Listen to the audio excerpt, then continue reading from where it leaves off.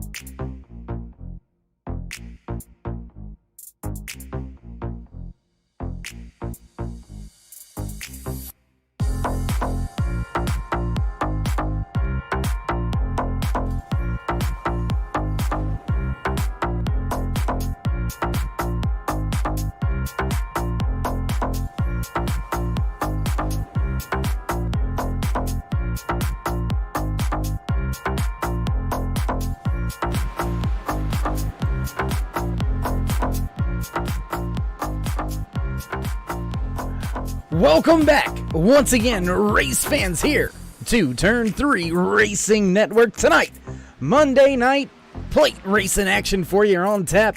Got the OP Racing Super Speedway Cup Series presented to you by 4X Graphics. Thanks for joining us here tonight. As always, I am Darkside Dave in the cave here in the Turn 3 Racing Network booth. Got my good buddy, the postman Dan, beside me here once again. And we are fixing to get things fired off here, ready to count down these final 4 races before we hit the chase. Dan, man, how was the flight? How you feeling? Feeling pretty good, man. Flight was good. Had some peanuts, had a few adult beverages. Looking forward to this bumpy road 250 at the Legacy Daytona track today. Yeah, gonna be another great one. The bumpy track always ends up giving us some great racing action. You got a lot more of the 2-wide action here at the old school Legacy Daytona. Just because of those bumps, it's a little bit harder for these drivers to maintain that 3-wide lap after lap, as we have been accustomed to seeing at Talladega, as well as the smoothed over, nice and easy Sunday drive Daytona. Yeah, look for things to get quite interesting out there tonight. Speaking of the final few races in the season, Dan, we're going to look at our championship points coming into tonight's race. Cody Ober taking over the point standings, jumping up 3 positions from last week's race. So a great job by him to take over the point standings. The kid Logan Hilton sitting right there in second. Rick Seabrands, Robert Duvendak, Hunter Reynolds round out your top 5. And we've still got a ton of really good drivers somewhat on the outside looking in, you have James Mayer, Randall Cobb, Derek Conley, all right there, kind of on the cusp, Dan, of making that chase. And these final 4 races, I tell you what, I promise you, it is going to be an absolute barn burners. Yes, it's some stuff's going to get set on fire. It's going to be the infield grass when somebody wins a race if they're not in the chase yet, and the points gloves have technically, proverbially come off here. We've only got 4 races left, so things are going to get tight. You're going to see guys pushing a little bit harder the more of these races we click down toward the end of this regular season. Yeah, that's for sure. We mentioned how these at the end of the stages and then at the end of the race, how things kind of tighten up a little bit. People are a little bit less forgiving, and you're going to see that happening pretty much throughout the entirety of these next few races, because every position's going to count. Every point is going to count for these drivers, especially these stage points coming to what could be a position, Dan, where one of these drivers that have visited victory lane may have to point their way into the chase. We've seen it happen last year. Could it happen again here in season number 5? We'll have to wait and see how it all shakes out over the next few races, over the next 4 to be exact tonight, and 3 more left before we head off into the chase. So, man, I'm telling you, it's going to get hot and heavy out there, and it's going to be something serious. Absolutely, it's Daytona, man, and when it comes down to championships and things like that, these guys all want to put themselves in that for that heavy metal or heavyweight bout, I should say. Heavy metal just got back from band practice, so caught the flight in here, took a little red eye, and it's going to be crazy. It's hot down here in Daytona, and it's racing's going to be hot, and we're going to enjoy every minute of it. I mean, you can still say heavy metal. I mean, the trophy's probably not that light if you get to hoist it at the end of the season. So, I mean, I guess heavy metal's involved with it. I mean, we'll have to check with league sponsors and see what the trophy weighs at the end of this thing, and we'll see if we can call it heavy metal or not, If it's not made of platinum, we might be all right. But, you just never know. With all that being said, we're going to step away for a brief commercial break. We'll be back with all your qualifying action here from Daytona International Speedway.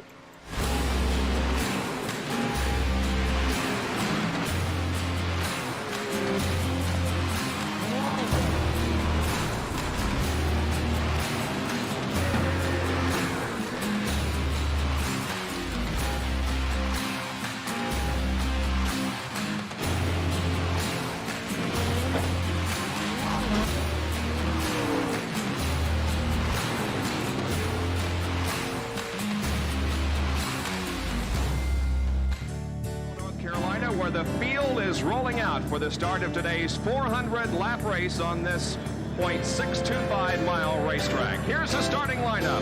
On the pole from Dawsonville, Georgia, in the number 9 Coors Ford qualifying and Winston Cup race from North Wilkesboro is underway. Everybody nicely through turns number 1 and 2 as Bill Elliott has the lead and Dale Earnhardt has jumped into second position, followed by Benny Parsons and Bobby Allison.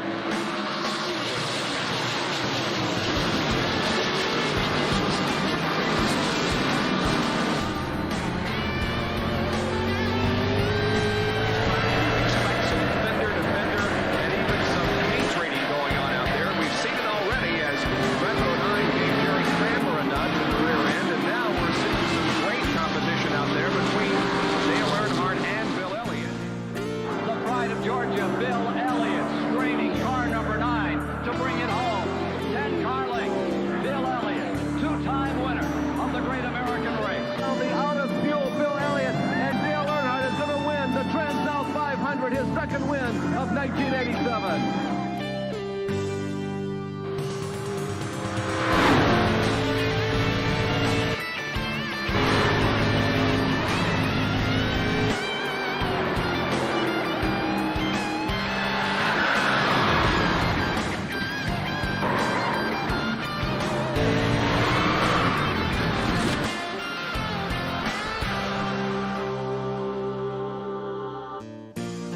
It's going to be a battle for second. Bill Elliott is going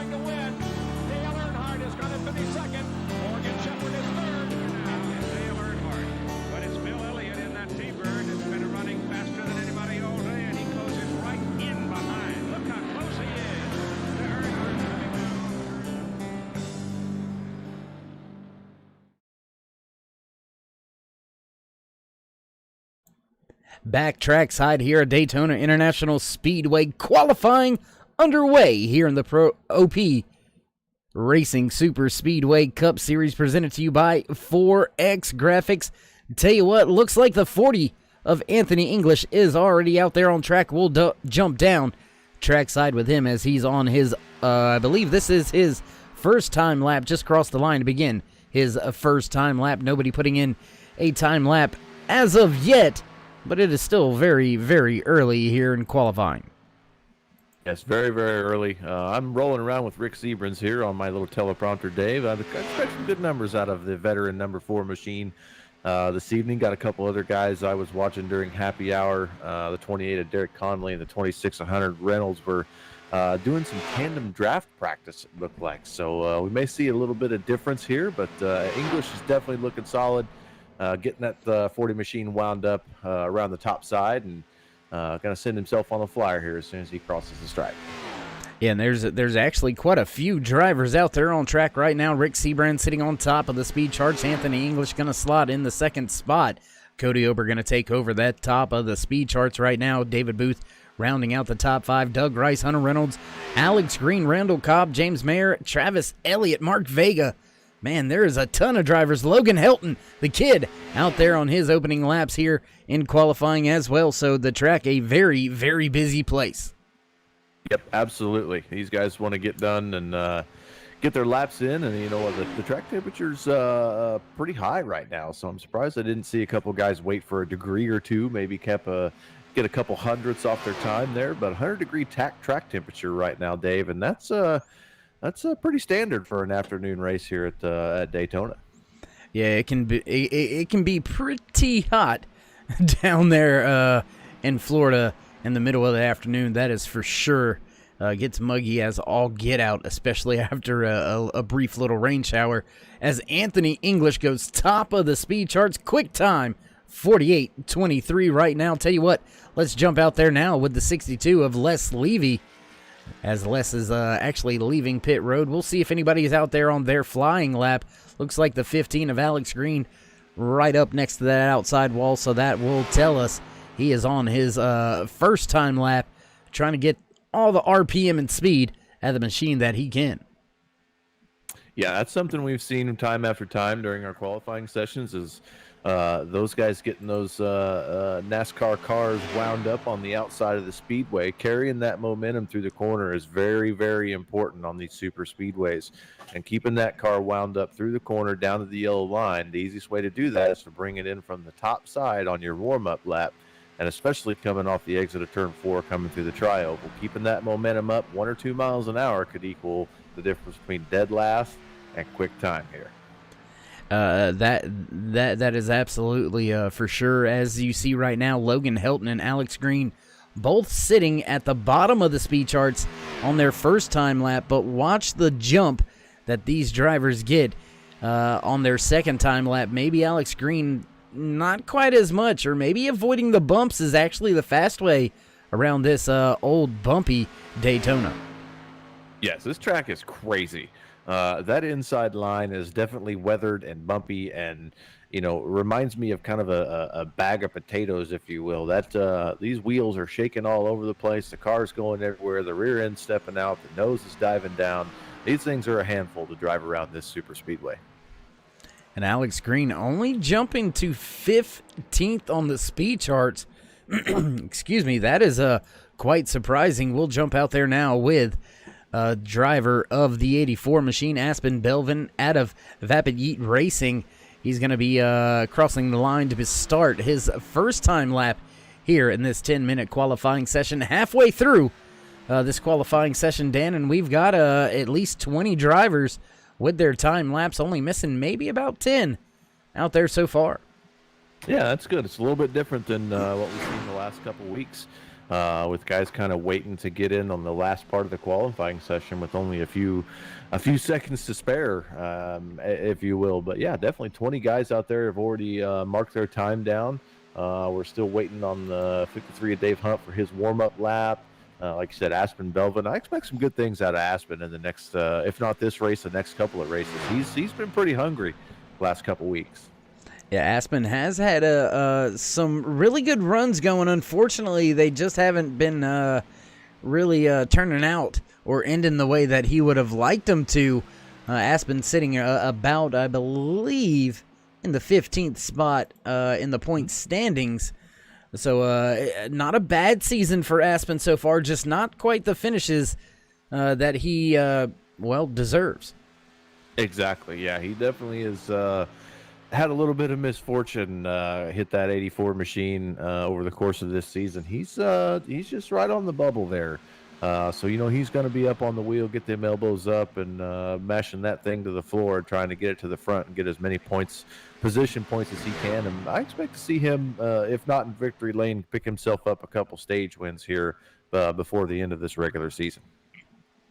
Yeah, these last 4 races, very important for Aspen Belvin to try to make his way into the chase. Looks like he's going to slot in 21st on his first, I believe that's his first time lap. Yes, it is.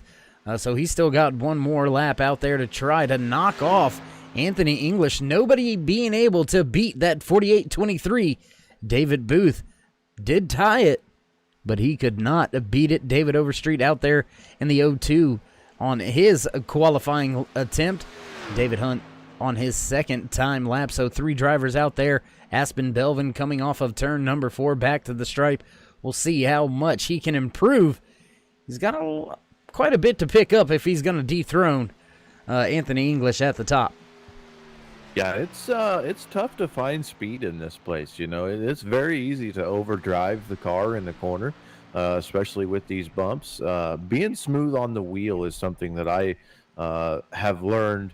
The less jerky you are, in theory, with the wheel, the faster that car goes. If you're turning that wheel too far left, you're scrubbing off speed in the middle of the corner. And so these guys know that.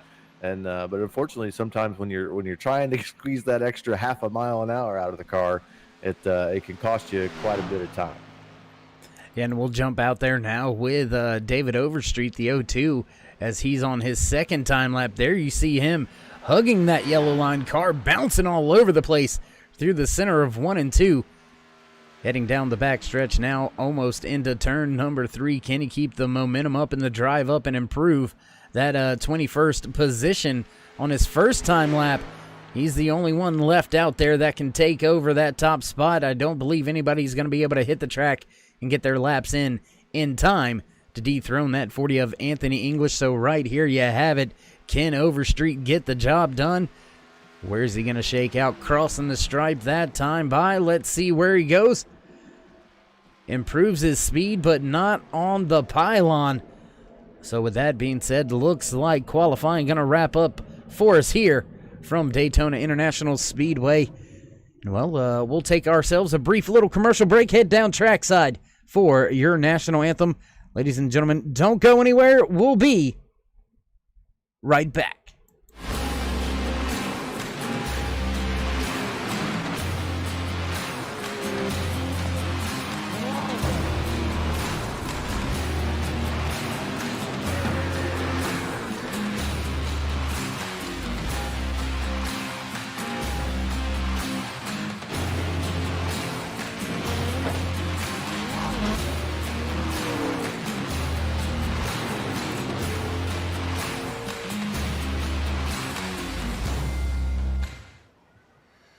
Oh, say, can you see by the dawn's early light what so proudly wailed at the twilight's last gleaming, whose broad stripes and bright stars through the perilous fight o'er the ramparts we watched were so gallantly streaming, and the rockets regular, the bombs bursting in air, gave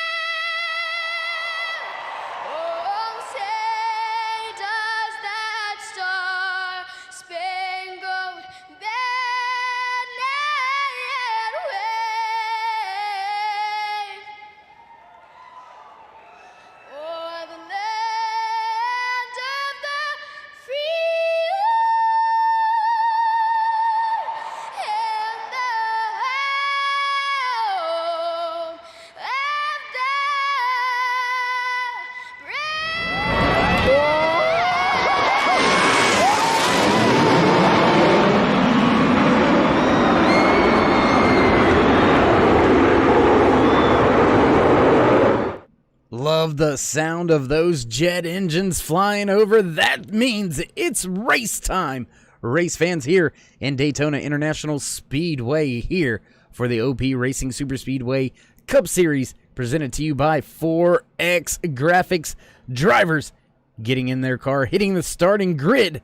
Your starting lineup looks a little something like this. If I could actually hit the buttons to where everybody was lined up exactly like they should be, then you could see it. Here it is. There goes the 40 of Anthony English walking away with that qualifying position here tonight. Quick time 28:23 out of the 40 of Anthony English. Heck of a job out there. David Booth in the 77. Look at how close he was, Dan. He was right there. Yep. Just not quite enough. He'll line up outside row number 1. Row number 2, the 26 of Hunter Reynolds and the 52 of Randall Cobb. Row number 3, the 28 of Derek Conley, followed by the 04 of Mark Mann.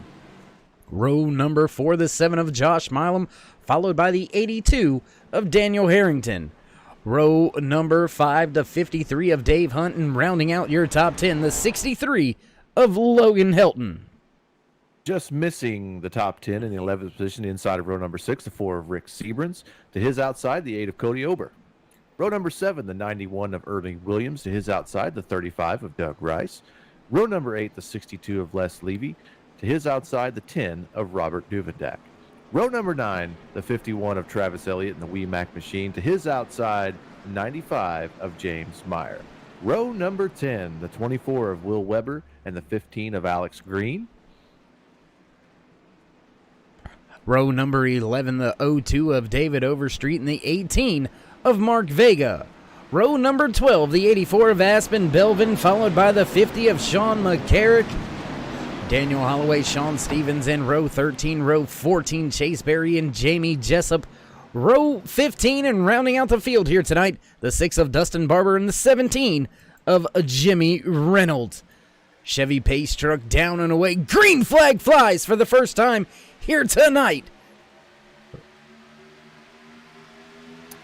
Good start by Anthony English there. Got a nice jump on the 77 of David Booth there.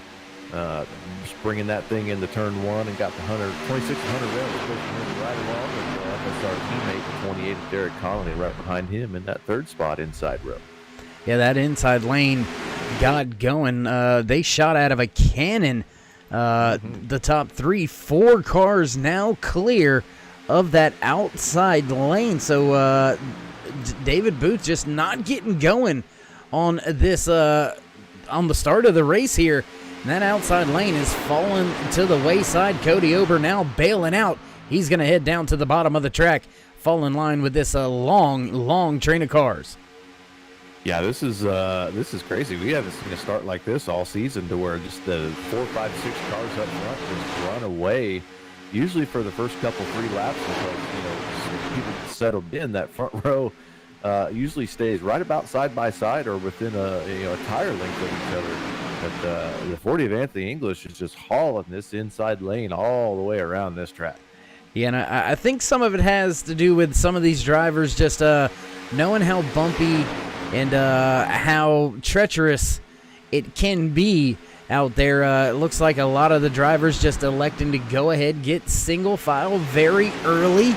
We do have to keep in mind here, Dan, these stages, 25 laps, 50 at lap 50 is going to be the end of stage number 2. So definitely going to see these drivers have to hit pit road.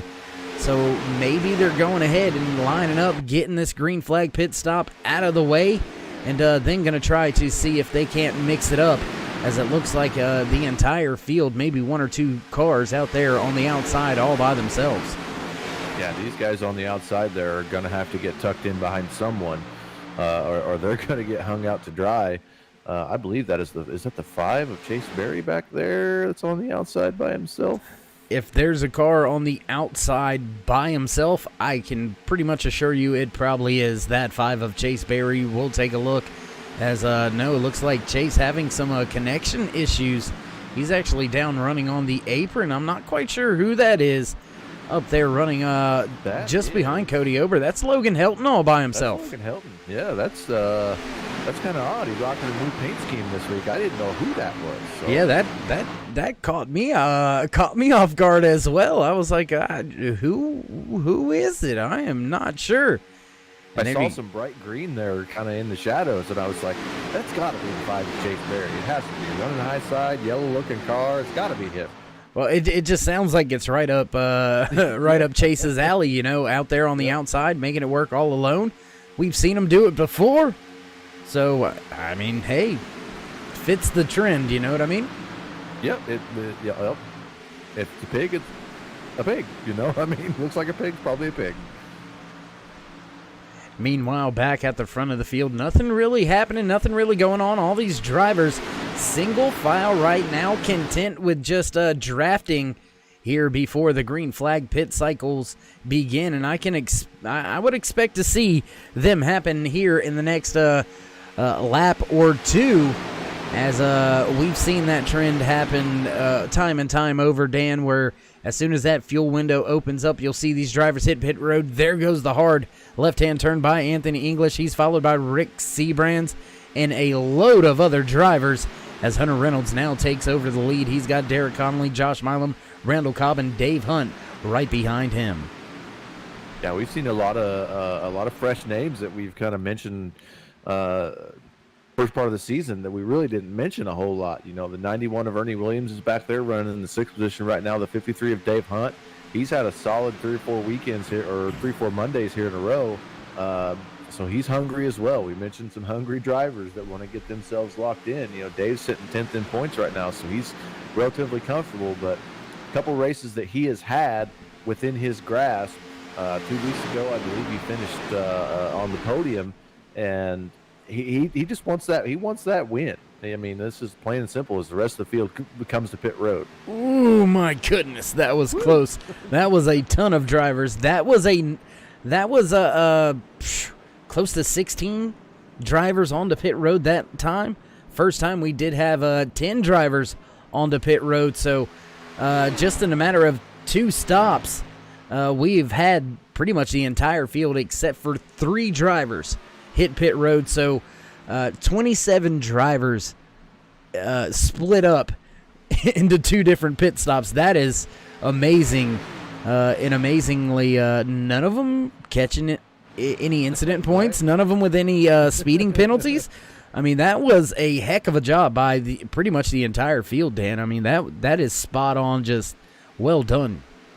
Yeah, according to race control, there was I'm assuming there was several incidents last week where some drivers had some difficulty getting to pit road. These drivers are not allowed to brake above the yellow line coming to pit road now.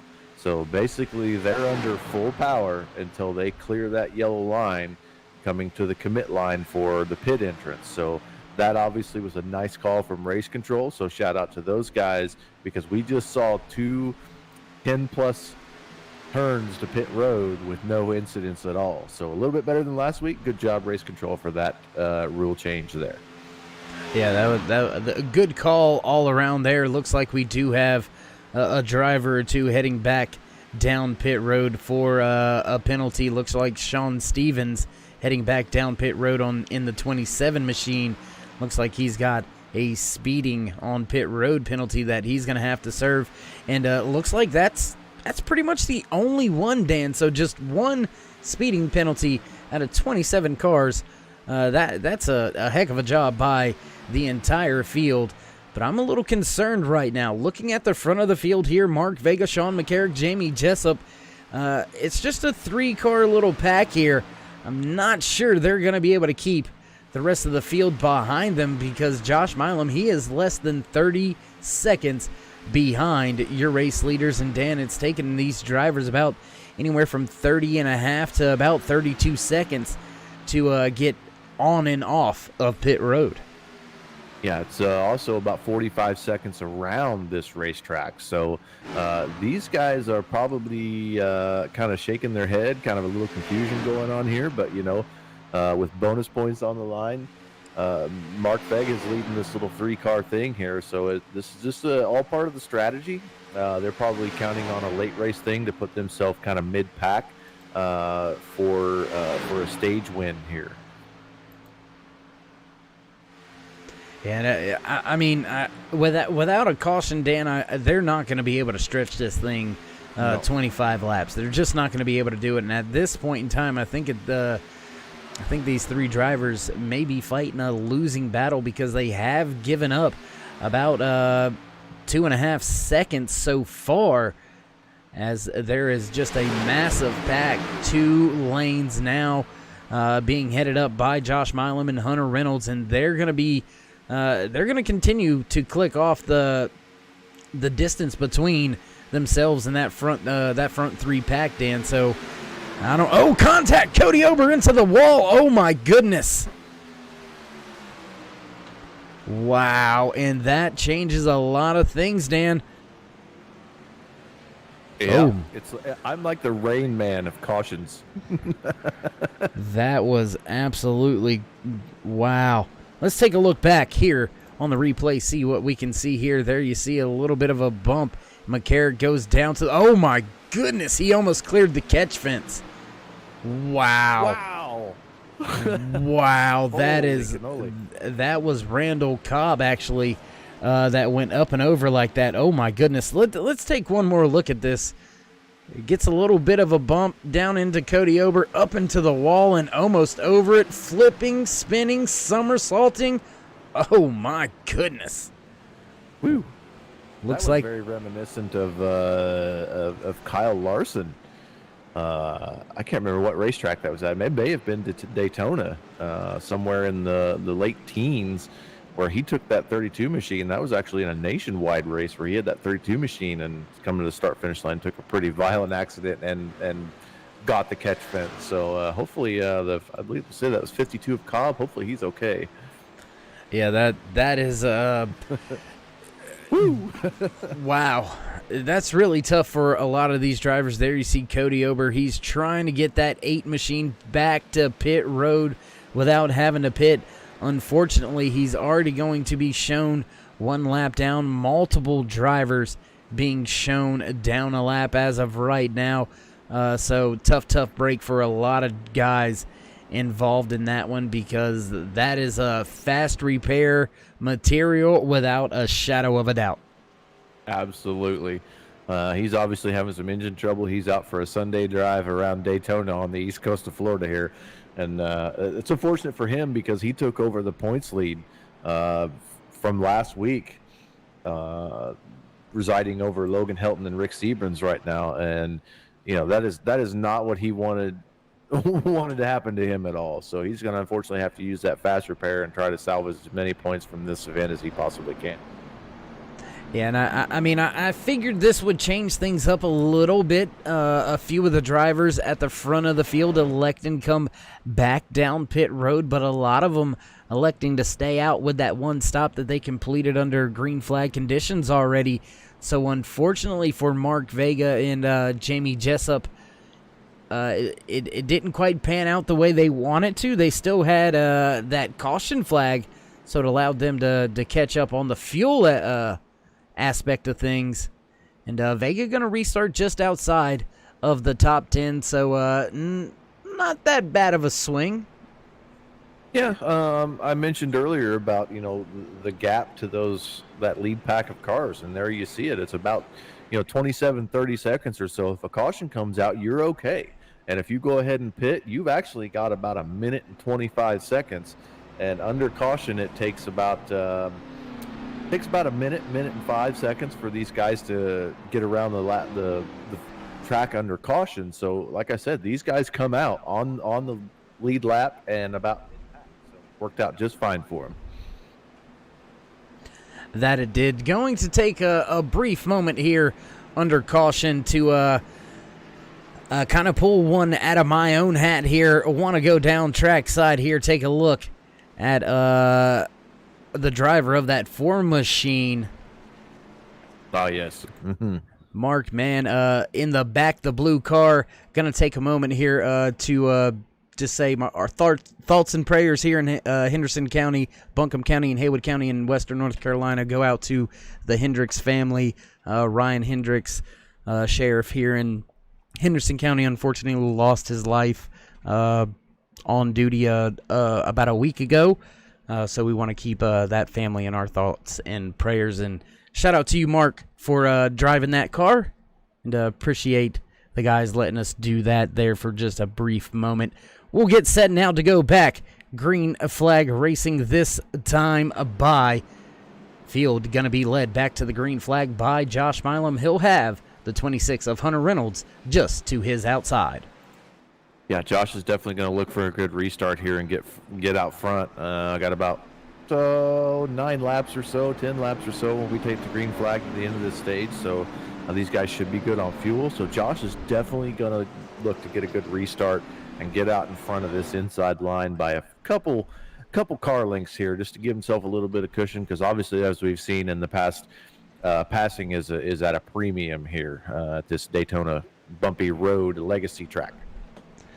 Yeah, passing going to be a premium all night long. The pit strategies are going to play out all night long. Everybody, even right now, to the end of stage 1, and green flag flies once again here to start lap number 15 out of the 100 scheduled in the official race distance. Only 11 laps left here, Dan, before we'll see who can put some more bonus points in their back pocket, walking away with the stage win. Yeah, that outside lane just does not have it this week at this racetrack, Dave. This is unfortunate for the 26 machine of Hunter Reynolds there on the outside of Anthony English. And as soon as I say that, they make a little charge. But entry into the corner is so important at this track. You have to be so smooth getting in. So hopefully that outside lane can get a little bit of that momentum going up coming through the tri-oval here. Well, that outside lane looks like it's got some good help right now. It's got Hunter Reynolds. It's got Anthony English, the kid Logan Helton right there, third car back in that outside lane.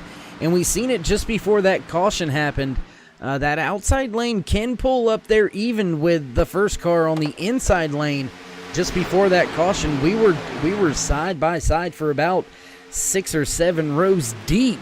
So the outside lane can get there. It takes a little bit more time for it to develop here on the old bumpy road Daytona. Yeah, absolutely. It just takes a long time. It's just a couple 3 laps for them cars to get wound up and get settled in on that top side as Hunter Reynolds makes it a little bit of an inch by inch gain on that 7 of Josh Milam. Slowly but surely, the little car that could out there on the outside trying to get up there and take that top spot away. It's a battle between 2 Ford ponies. I meant Ford Mustangs, so this could take a while. It very well may. He's about at every lap and a half, he gains about half a car length, so he's getting ever so close. I think if they were to let that 40 of that 40 of Anthony English lead the outside lane, that Chevy would take him to the front. I believe you might be a little biased there, but I would agree with that. I have no idea what you're talking about. None. I had a Chevy S10 in high school that had almost 300,000 miles on it when it finally let go, so I'm a little biased there too, Dave, so you're not alone. Field still double file, working their way through turns 1 and 2. Lap number 18, just a handful of laps remaining here in stage number 1. And it looks like we do have, Dan, a handful of drivers that are being scored 1 lap down right now. It looks like Aspen Belvin, Randall Cobb, Cody Ober, David Overstreet, as well as Sean Stevens, all being scored off of the lead lap right now. That still leaves us with 25 drivers on the lead lap. So that early big one right there caught a few drivers out. Yeah, absolutely. Cody Ober, our points leader, is back there with the 27 machine of Sean Stevens. He's just gonna have to hustle. That's all there is to it. Hope and cross your fingers, dot your I's and your T's and all that stuff, and hope for some good luck. And get somebody and get that lucky dog pass, get him back on the lead lap. Yeah, now we're seeing, look at this, Dan. We're seeing that outside lane slowly get the job done. Ooh, big move there. Connolly goes to the front of the field. Milam gonna jump to the outside now. Hunter Reynolds going to be sitting right there just behind Connolly. Milam still stuck in that outside lane. Not able to get down. Anthony English not being able to get him to the front of the field just yet. Logan Hilton now going to slide in. Third car inside lane. So the kid making his way back to the front where, well, that's pretty much where he lives. That's pretty much where he stays. Yep, that's his bread and butter. He likes to run through the pack. It's good practice for him. Something happened to the 04 of Mark Mann on the exit of 4 there. I'm looking through timing and scoring here. He fell back right around 13, 14 positions. It looked like he just got a little loose and got under the yellow line there down on the apron. Yep, that's exactly what happened. Good job by him to save that car. Yeah, I was gonna say it looked like he got a little bit bent out of shape for a second. If I could ever get all of that out of my mouth to say it got a little bit bent out of shape. That's a lot of B's. But was able to keep the car going the way that it should be. Fortunately for Mark, he'll be able to catch up, make up some ground here at the end of stage number 1. And that is right around the corner as the field works their way down the backstretch. Lap 21 out of the 25. Before we bring things back to a little bit of a crawl, we'll wind things down here at the end of stage number 1. Oh, car goes sideways. How did Dave Hunt save that? Oh, my gosh. Wow. I kind of want to do a replay of that. That was amazing. Great job, not just by him, but a lot of drivers behind him. Unfortunately, that's going to kind of thin out the front of the field here. But, man, that was a crazy moment that ended very well for a lot of drivers. Yes, great piece of driving by Dave Hunt there. That was amazing. Looked like he just kind of got up about a half a car length out of the groove and just clipped the right front quarter panel right on the headlight of that car behind him, and he was lucky to save that. Yeah, and as I said, that has kind of split up the front of the field here. We've got a 3-car pack being led by Alex Green, Mark Vega, and Dave Hunt right there in that 3-car pack after a big-time save by Hunt, as it looks like the kid, he's going to duck out of line, trying to see if he can't get a second line rolling to the front. He's got help. The 40 of Anthony English starting to get to his bumper. Look for the kid to try to go to the front here to grab some more stage points. Yeah, if anybody can do it under these conditions with a couple laps to go, it's definitely Logan Helton. He's proved time and time again that he can drive that outside lane to the front and pass cars. So, but keep in mind, if a caution does come out within 5 laps of the stage end, that is the official ending of the stage. So basically the field is frozen right when the caution comes out, and that is your finishing order. So keep that in mind. Yeah, and that pretty much next flag ends the stage, whether it's the green, white checkered or the caution flag. But I think the kid's going to have a little bit of trouble getting up there. Only 2 laps to get all the way up there, and it looks like the field's starting to come back together. Long train of cars forming up on that inside lane, Dan, and unfortunately, those 2 drivers out there tandem drafting, but just not able to get it done. And, Hunter Reynolds jumps to the outside. This could change it up here on the final lap of this stage. That is an excellent move from him. He's got the 28 of Conley up there on the front row. A huge push from Logan Helton on that 28 machine. And that's going to put the 26 of Hunter Reynolds to the front. Big move by Helton, down to drop to the bottom, take the race lead on the bottom. What a move. Logan is all kinds of squirrely in front of Conley there. He driving the wheel off that thing. Yeah, and I think that's actually because the 7 was pushing the 28 a little bit, so the 28's pushing the 63 all the way through the corner. This is Hunter Reynolds goes around. Logan Helton clear. Big wreck at the end of stage number 1. Wow. Oh my. I go don't know back what here. happened Let's there, see but if we've. everybody- Oh my goodness, Dustin Barber involved. A lot of drivers missing a lot of different pieces of their car. Alex Green involved. Field still trying to snake their way through all of these drivers. Oh my goodness, that was another crazy little crash there. Yeah, there was nothing that Hunter Reynolds could have done to save that car at all. That thing snapped on him so fast when he come off the nose of the 40 of Anthony English, and it just went down the track. I mean, everybody basically behind Logan Helton was involved in that thing, so a lot of torn up race cars down there on the apron. Yeah, and another car almost going over the catch fence. We'll take another look at it from another one of our vantage points as, oh my goodness, there you see him go up, and those rear tires were at the top of that fence without a shadow of a doubt. Big time wreck. A lot of drivers involved in this latest one. Crazy into stage here, Dan. That's going to put a lot of drivers in trouble. Fast repairs going to be going out the window for multiple drivers very early here from Daytona International Speedway. Yeah, very, very early. A lot of guys did not want to see that. The aid of Cody Ober being one of those guys. Hunter Reynolds definitely did not want to see that. He's sitting in the 5th position in points right now. So these guys are all looking for just solid finishes. Hunter's got 2 wins on the year, so he'll more than likely be okay if he can have a nice clean race. If he ends up in the 29-30 position, with a DNF, unfortunately that might put somebody else in his spot. You never know. We talked about points earlier, and it all comes down to points.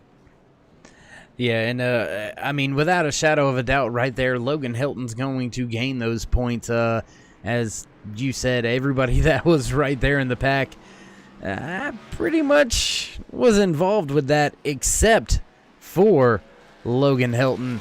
So the kid padding that back pocket just a little bit more as we get closer and closer to the start of the chase here in season number 5 for OP Racing Super Speedway Cup Series, presented to you by 4X Graphics.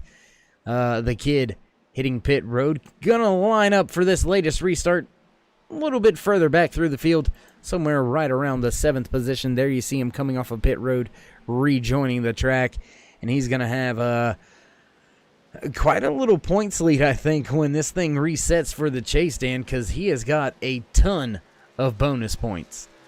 Yeah, that it has 93 bonus points, and out of the top 5 guys, there's only 2 guys that have less than 110 bonus points, and Logan Helton being one of those. So he's gonna, like you said, put a little more of those bonus points in his back pocket, kind of pad those stats a little bit, and coming to the end of the race here, I would expect, with the track record that we've seen out of the kid, we should see him take over the points lead at the end of this race. Yeah, well, we got to take into account, too, race winning points and things of that nature. Stage number 2 points. You never quite know what's going to happen. I don't want to put any bad juju on him, but say the kid goes out here in the next 5 to 10 laps, wads it up and can't continue, then Yeah, that could change that little idea. I pray that does not happen. Otherwise, I'm probably going to have a lot of fans looking for me, and not for good reason. So if I go silent and in hiding, you know why. okay, that's fine. I might be able to make it through a broadcast by myself. Stuff might catch on fire, but we'll at least probably make it to the end. So you heard it here first, listeners and viewers.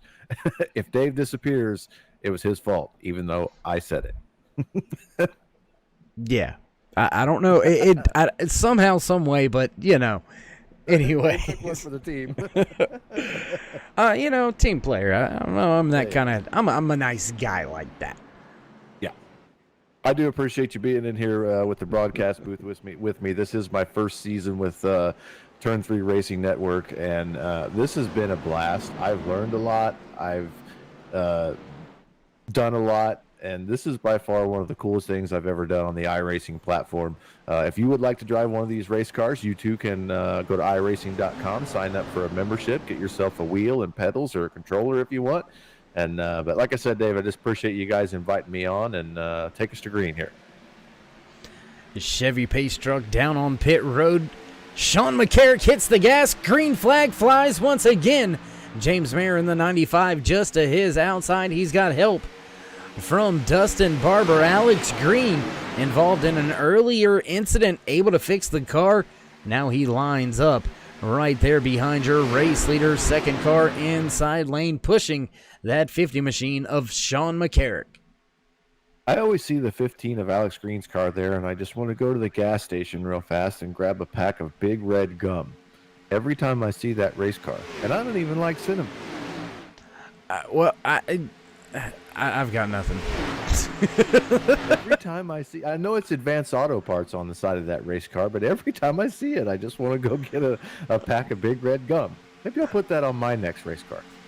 Yeah, I wasn't quite sure where you were going with that. I wasn't quite sure maybe if your Advanced Auto Parts had a stock of Big Red in there. You know, Ricky Bobby does endorse Big Red, and we do have the Ricky Bobby Foundation for People Challenge to Go Fast.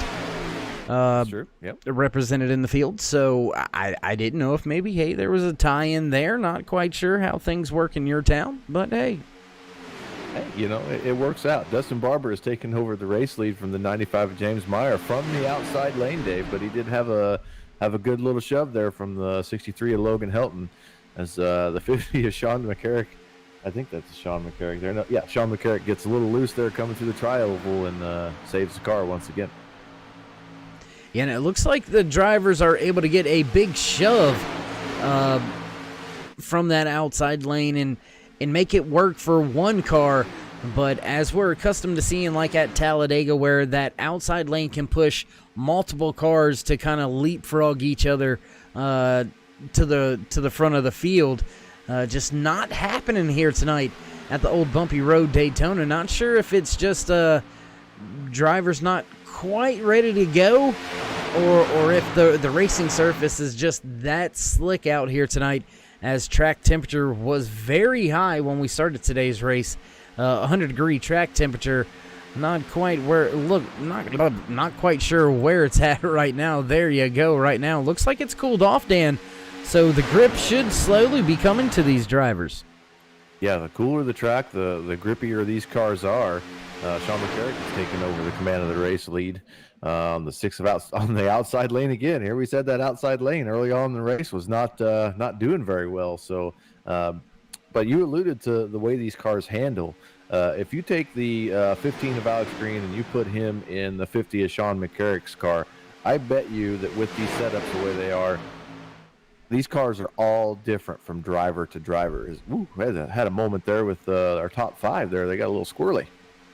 Yeah, it looked like drivers getting pretty squirrely all through the front stretch, as we did have 3 drivers hit pit road that time by Aspen Belvin, Chase Berry, Travis Elliott, all coming to pit road for their green flag pit stop here in stage number 2. Nobody going to be able to make it the distance on the fuel that they had at the start of this stage, so look for some green flag pit cycles here in the next maybe 5 to 6 laps or so, as we do have 2 very distinct packs out on the track right now. Your top 12 in your front pack. Then you have about, it's close to about 13, 14 drivers. Or actually, no, I apologize. It's about 10 drivers, I do believe, Dan, being led by Daniel Holloway, Doug Rice, Rick Seabrands. There you see him on screen now in this second little pack. So we may have our pit party set up and ready to go here in the next few laps. We'll just have to wait and see when everybody elects to go ahead and come on down. Yeah, you're definitely going to see these guys come here very, very shortly. We've got about 16, 15 laps to go this time by. So you're going to see these guys come to pit road, especially that inside lane. You might see the outside lane duck in and next lap. But they're definitely going to make a charge here. And within the next 2 or 3 laps, these guys will probably, all of the field will be hitting pit road. as we rejoin the front of the field. Battle still raging on between Sean McCarrick and Dustin Barber over who's going to have the race lead. Alex Green still pushing that 50 of Sean McCarrick down on the inside. James Mayer still pushing Dustin Barber. Logan Hilton lining up third car inside lane. Mark Vega up there as well, as your top 12 drivers continue to pull away from the rest of the field. Hunter Reynolds also using a fast repair without a doubt. He finds himself just inside the top 10. Yeah, that 6 machine of Dustin Barber is hooked up on corner entry. He gets a nice push down the straightaways from the 95 of James Meyer and just throws that thing in there and gains about 2 or 3 car lengths on that outside lane as Sean McCarrick gets from the top side to the bottom there and is attempting to take over the race lead as Alex Green runs that outside lane.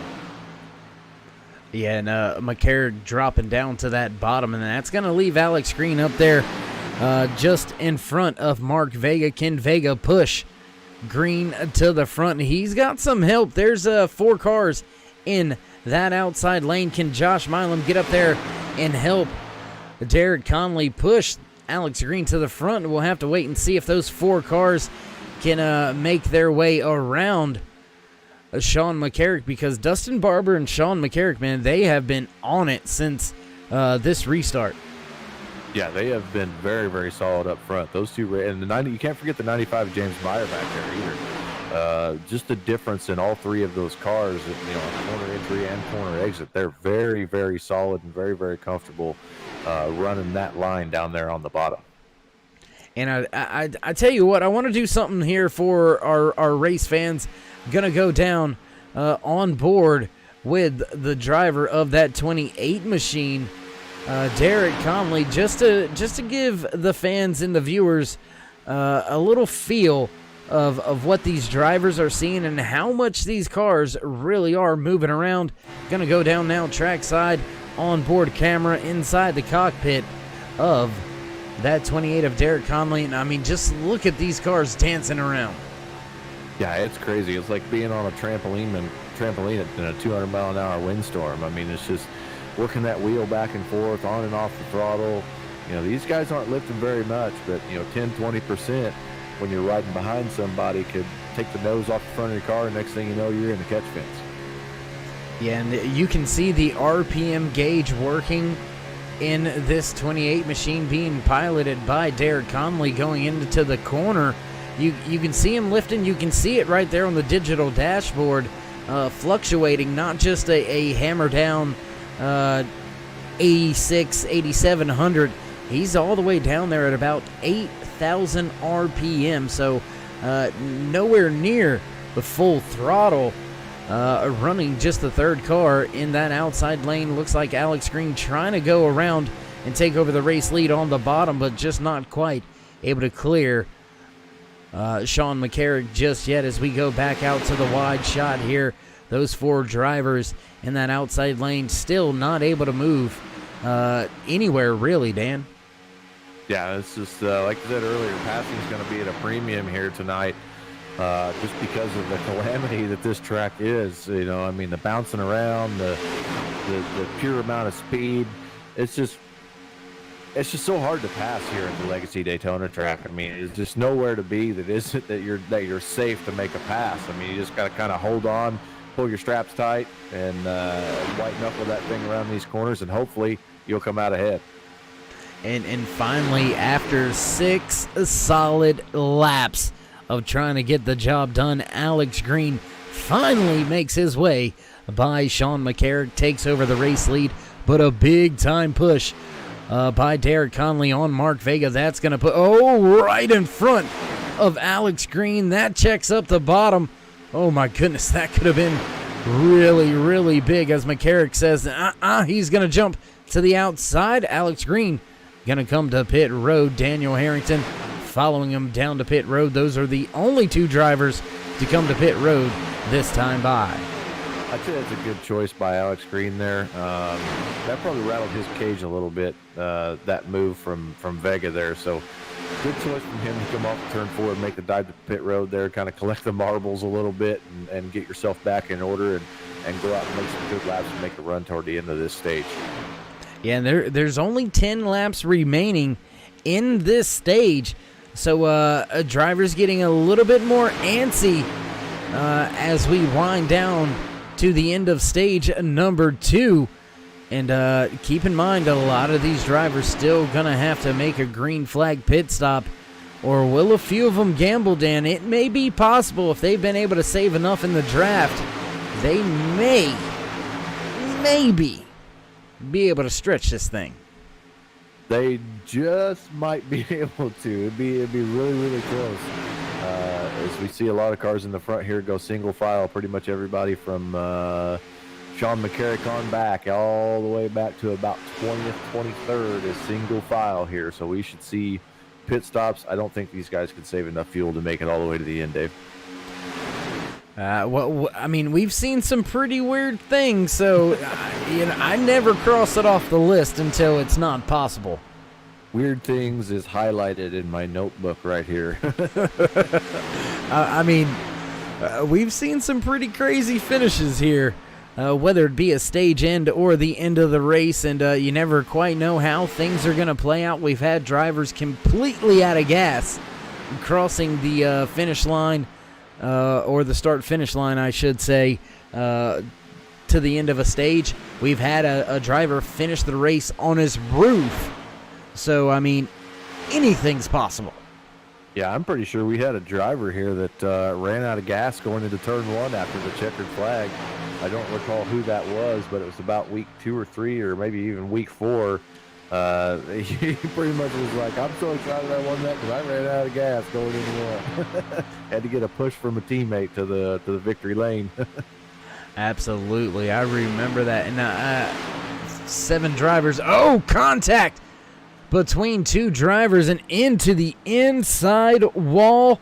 Oh, my goodness. That is going to spell trouble for Ernie Williams, the 91 machine. I'm not quite sure who he was caught up with, but big-time trouble there that time getting on to pit road during the green flag pit cycles. Sean McCarrick, Mark Vega, Doug Rice, Jamie Jessup all staying out on track, yet to make their second pit stop. Logan Helton is leading the field of the drivers that have hit pit road for the second time in tonight's race. There you see the kid right there coming off of pit road, getting up to speed. And he's well and clear of a lot of these drivers that had already come to pit road. So, I don't know, maybe the kid might be able to do this, but he's all alone, man. I am not sure I would like to be all alone. No, you definitely don't want to be all alone here in this situation. He'll probably get swallowed up pretty quick. We've seen that time and time again where if you have 2 cars, maybe 3 cars, you kind of stand a chance and can kind of keep pace. But he's definitely gonna get swallowed up here by a big pack of cars before long. Yeah, a big pack of cars is coming. You've got Chase Berry, Aspen Belvin, Anthony English, all starting to make their way up towards Logan Helton right now down the back stretch. The kid has only got about a maybe a 10-car length, and with the draft, a 10-car length advantage goes away in the blink of an eye. With that being said, already right there now, just 2-car lengths off of Logan Helton. That trio going to the outside, working their way off of turn number 4. Best shot for that 63 is to try to grab a hold of that 51 of Travis Elliott and try to keep the draft as Anthony English, Robert Duvendak all make their way up and around that 63 machine. Yeah, you had to expect that. He is on the current pit cycle, so but there's nothing you can do in that situation. You are a sitting duck, and you are at the mercy of the cars behind you. If you can get tucked in front of someone, maybe, but you don't want to be unsportsmanlike and throw a block on somebody and ruin everyone's day. So he's just kind of taking his medicine at this point. He knows he can drive that race car as we do up here in the booth. So definitely a good job of staying out of people's way and just kind of kind of collecting your thoughts and ending up where you end up. And right now we're seeing some team strategy, I think. Oh, and Doug Rice gonna peel off, come to pit road this time by. I thought we may be seeing some strategy play out as Doug Rice was the center car in a 3-car pack, and he had yet to hit pit road. I thought maybe some teammate strategy going on here, maybe trying to help that 35 machine stretch it to the end of the stage. Unfortunately, not going to be able to stretch it another 3 laps.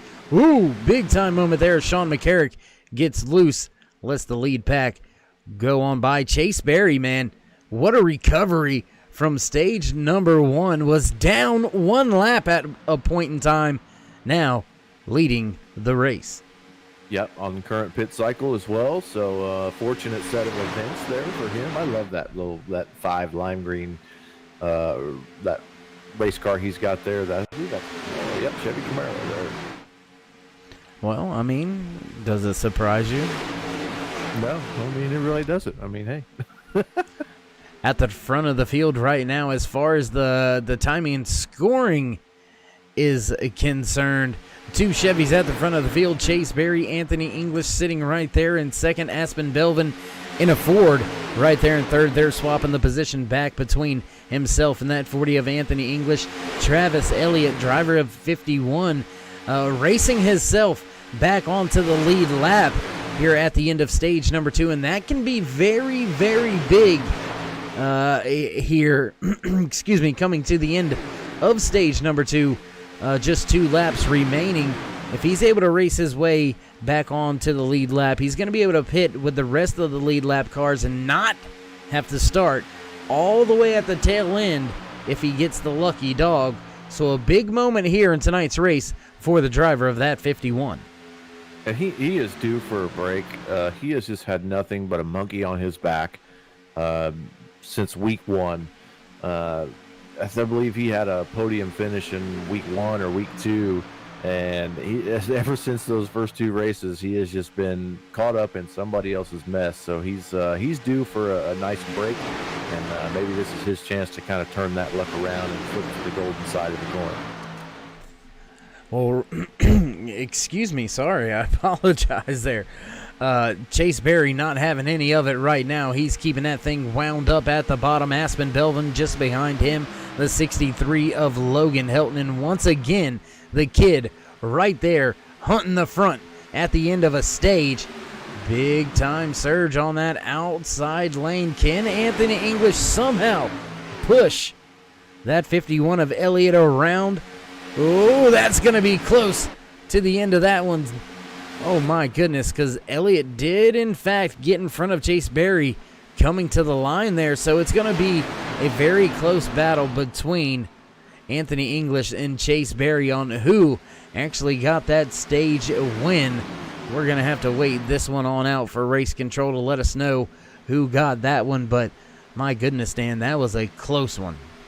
Yes, it was. I believe it's probably going to be the 40 of Anthony English. I've got a nice start finish line camera going on here. So as they went through, I could not see the 5 of Chase Berry from the outside of the track looking in. It was blocked by the 40 of Anthony English. So we'll wait for race control for confirmation. But great move by Travis Elliott to jump in front of Chase Berry there and get his lap back the old-fashioned way.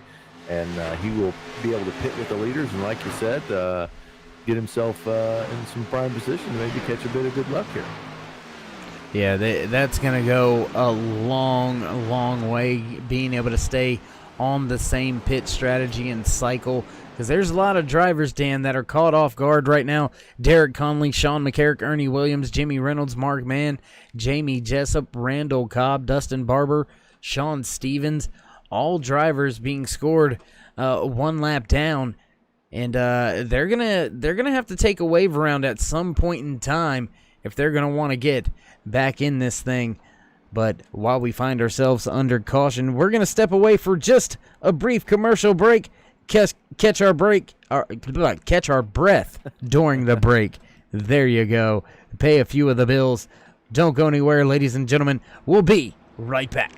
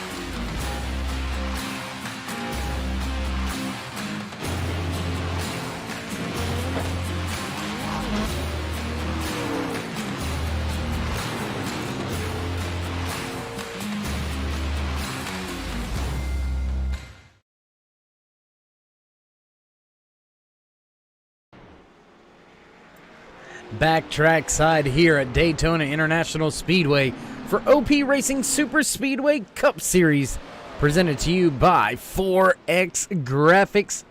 Season number 5 here, race number 12.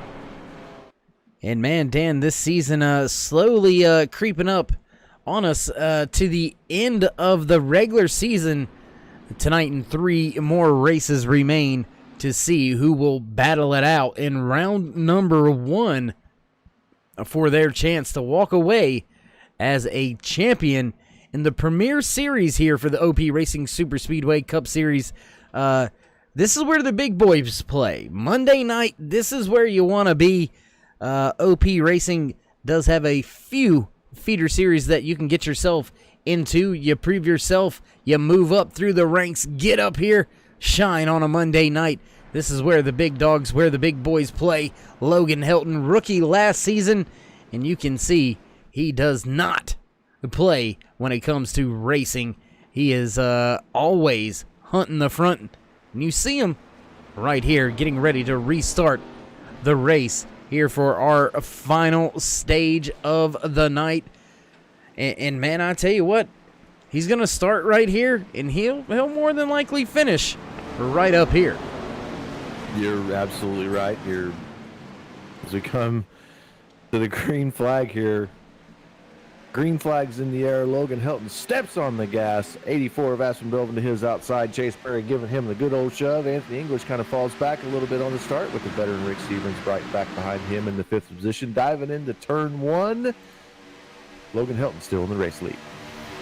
And for once, we see that outside lane kind of keep pace with the inside. Aspen Belvin with a great start here. He's got a big-time push by that 5 of Chase Berry as those two drivers hunt the front of the field yet again. Berry almost being able to clear as that 84 stays up there on that high side, maybe trying to get a few of the drivers to stay up there and really give that high side a chance. Yeah, your front 2 on the outside lane there, and Aspen Belvin and the 5 of Chase Berry, both Vapid Yeet Racing teammates. So you'll probably see a little bit of forgiveness from those guys. Chase Berry's not giving him the big old shove there as normal. He dives to the inside in front of Logan Helton, trying to get him some laps led here.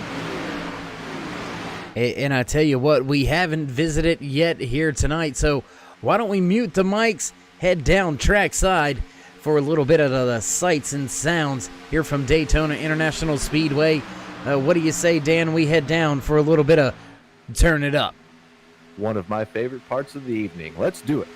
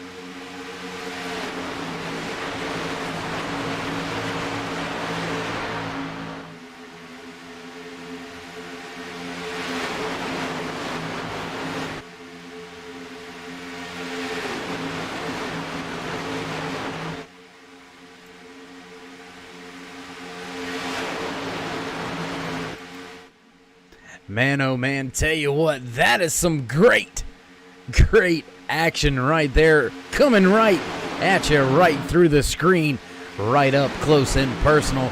Great camera shots out there tonight from Daytona International Speedway, the legacy track. That's right, the good old bumpy road, Daytona. If you like any of the camera shots you see out there tonight, whether they be the car shots or camera or track cameras, head on down in the description. Click the link. Head on over and check out all the great camera packs that you can find over there done by Esteban. Esteban providing all of the great camera shots here on the Turn 3 Racing Network. So big shout out and thank you for everything that you do behind the scenes for us over here at the Turn 3 Racing Network, Esteban. And like I said, ladies and gentlemen, if you want some great camera shots, doesn't matter what car or track, head on over, click the link in the description, and I promise you, you will not be disappointed. I'm not going to lie, Dave. I almost didn't hear a word you just said because I was so enthralled and had my headphone volume turned up, and I was just listening to the beautiful sound of roaring engines around Daytona Superspeedway. But I did hear something about great camera packs. You should check them out. I downloaded a few myself for some sprint car action, and they are fantastic. Yeah, I mean, whether it's road courses, ovals, dirt, they got it all. Esteban does a great job with all of his camera work, and once again, just a big shout out. Thank you to all for all that you do for us here on the Turn 3 Racing Network. Action back at the front of the field. Chase Berry leading that inside lane. Where did this 62 of Les Levy come from? Now leading that outside lane has the 77 of David Booth tucked in right behind him. And I am not quite sure where either of these two drivers came from. They pretty much just shot at a cannon, and they find themselves up here at the front of the field. My goodness, man, that is a heck of a job by all of those drivers to get up there kind of from the tail end. Mm-hmm. Yes, sir. We always enjoy seeing Les Levy up front. Great community member of the OP Racing Network. Anthony English down into the grass. Oh, man. And I think maybe the car just getting a little bit light there through the tri-oval, went down beneath that yellow line, and it kind of just hooked to the left and along for the ride for the moment. Was that 40 of Anthony English that kind of checked up that inside lane, broke up a little bit of the momentum, but Chase Berry has not wavered one bit. He continues the race side by side with the 62 of Les Levy for your race lead. Anthony English gonna drop from the second car on the inside lane back now to the fifth car on the inside lane, just in front of the 4 of Rick Sebrands. Yeah, Rick Sebrands has been solid all night as well. 10 of Robert Dugendak slots in behind him in front of the 15 of Alex Green there, the big red machine. The old wrestler reference there, if anybody gets that. Mark Vega, the high side hustler in front of Sean McCarrick up there doing his thing, bringing home the bacon. Third car outside lane. David Booth, second car inside lane in that 77 machine, just along for the ride. Nice, relaxing Daytona weekend for him. So good job by all those guys up front holding this pack together. Inside lane still prevailing so far with the 5 of Chase Berry. And we always have to keep this in mind. I know I kind of I beat the fuel mileage and the fuel strategy game to death every single week. Week in and week out, I continue to talk about it because it's such a big thing. When will these drivers elect to come to pit road? Will it be as soon as the window opens, or will they stretch it a little bit? Maybe try to catch a caution here in this final stage as we work our way around the track. 36 laps left to go. Drivers only going to have to hit pit road one time here to get to the end of tonight's race. That's without any green-white checkers, Dan. So if we get a late race caution, some of these drivers may find themselves in some fuel trouble unless they tend to stretch it on out. So strategy very, very big, as it looks like we do have a few drivers, 4, 5, 6 drivers hitting pit road this time by Hunter Reynolds, Josh Milam, Derek Conley, Jimmy Reynolds, Dustin Barber, and Ernie Williams, all hitting pit road on coming to lap 66. I believe there's in my brain here, Dave. There's 2 strategies here that you could possibly do.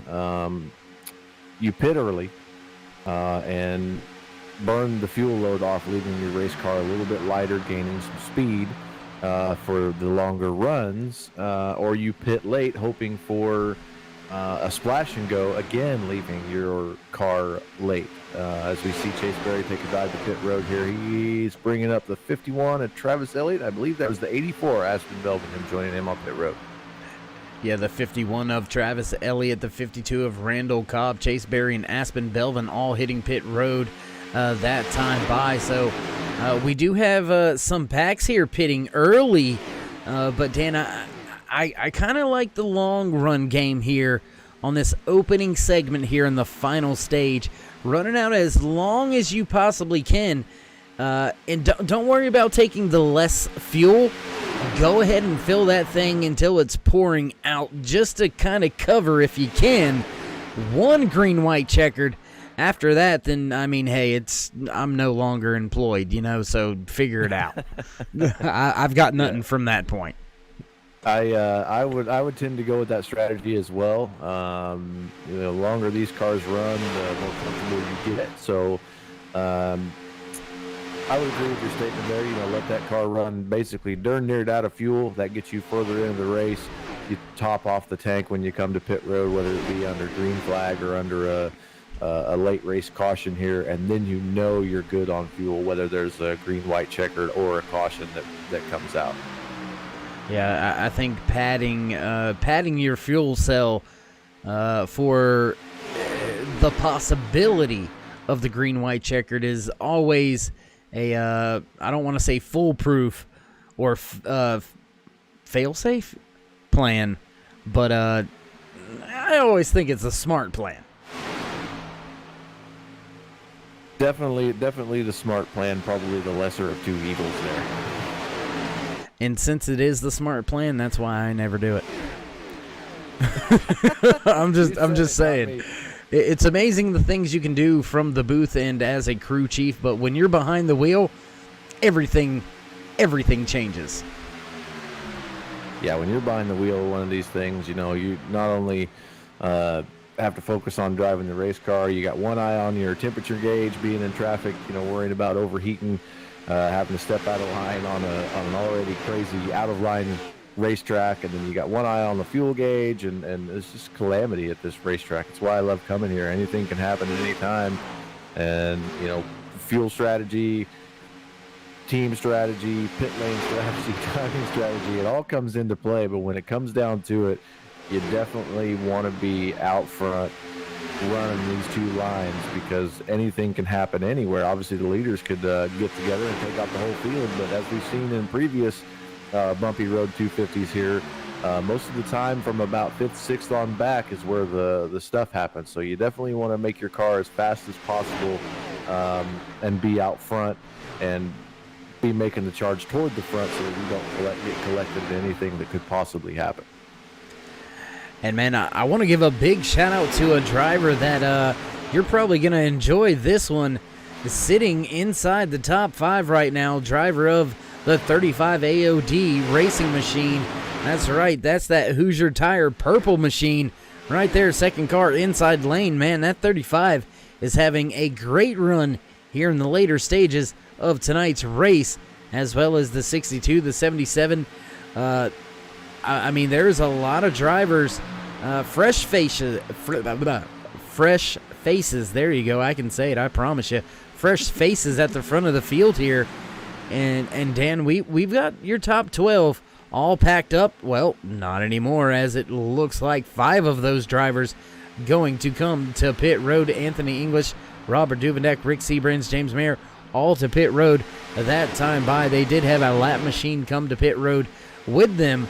And so that's going to leave our top 8 drivers out there on track with each other. When will they hit pit road, and will everybody get to pit road cleanly? I would say with the new rule implemented for this week of no braking above the yellow line, I'd say the pit stops are probably least of these drivers concerned. We've seen several clean and efficient pit stops coming off of turn 4 here. So looks like Logan Helton's coming to pit road. The 35 of Doug Rice, 77 of David Booth, 62 of Les Levy, 50 of Sean McCarrick, as well as a couple other guys that I can't see the numbers on their car from way up here in the broadcast booth. And I believe Dave Hunt will take command of the race lead in the 53 ER machine. Yeah, the 53 of Dave Hunt taking over the race lead. Alex Green, Daniel Holloway, Daniel Harrington right there staying out on track with them. David Booth, Logan Hilton, Doug Rice, Les Levy, all to pit road that last time by Sean McCarrick, Jamie Jessup, David Overstreet joined them on pit road. Those drivers are being scored a few laps down, but nonetheless, the car count is what matters in the pack. It doesn't matter if you're a lap down or not, as your top 4 now break away for pit road. So that's going to put things, I don't want to say in an awkward situation, but Chase Berry, he is closing in, and there he goes, right on by that 63 of Logan Hilton. So the kid on and off pit road, all alone again, but he's able to snatch up, maybe keep pace with the 7 of Josh Milam. Nope, Milam's gonna leave him behind, and that's gonna put Chase Berry, Aspen Belvin, and Travis Elliott up here at the front of the field with about a second lead over Josh Milam. And this group of cars should be able to do a little of pace maintaining here. I believe you could do it with 3. I don't think you can do it with 2. So if the 7 of Josh Milam could somehow figure out a way to muster a couple mile an hour out of that 7 machine, he might be able to maybe fall back a little bit, catch the guys behind him, give him a little shove, catch up with this 3-car lead pack here of Chase Berry. Caution is out, Dave. Oh my goodness, Dave Hunt goes around. A few other drivers involved as well. We'll see if we can't get a look at what happened here under our latest caution.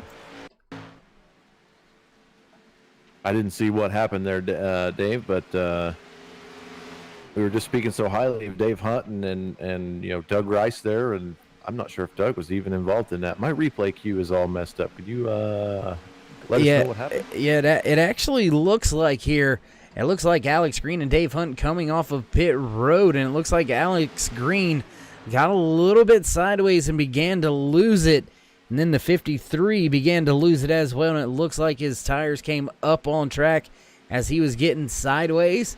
Race officials elected it was enough to throw the caution, and unfortunately for Dave Hunt, a hard impact with the left front into that inside retaining wall.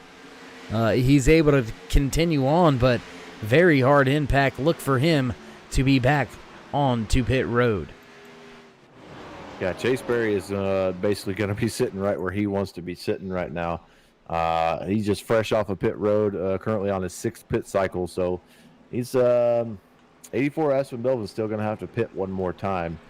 But it's right where he wants to be. We're going to have about probably 22 laps to go when we take the green flag. So maybe Chase can make it on fuel, being that he is basically pit cycle ahead of everyone else there behind him.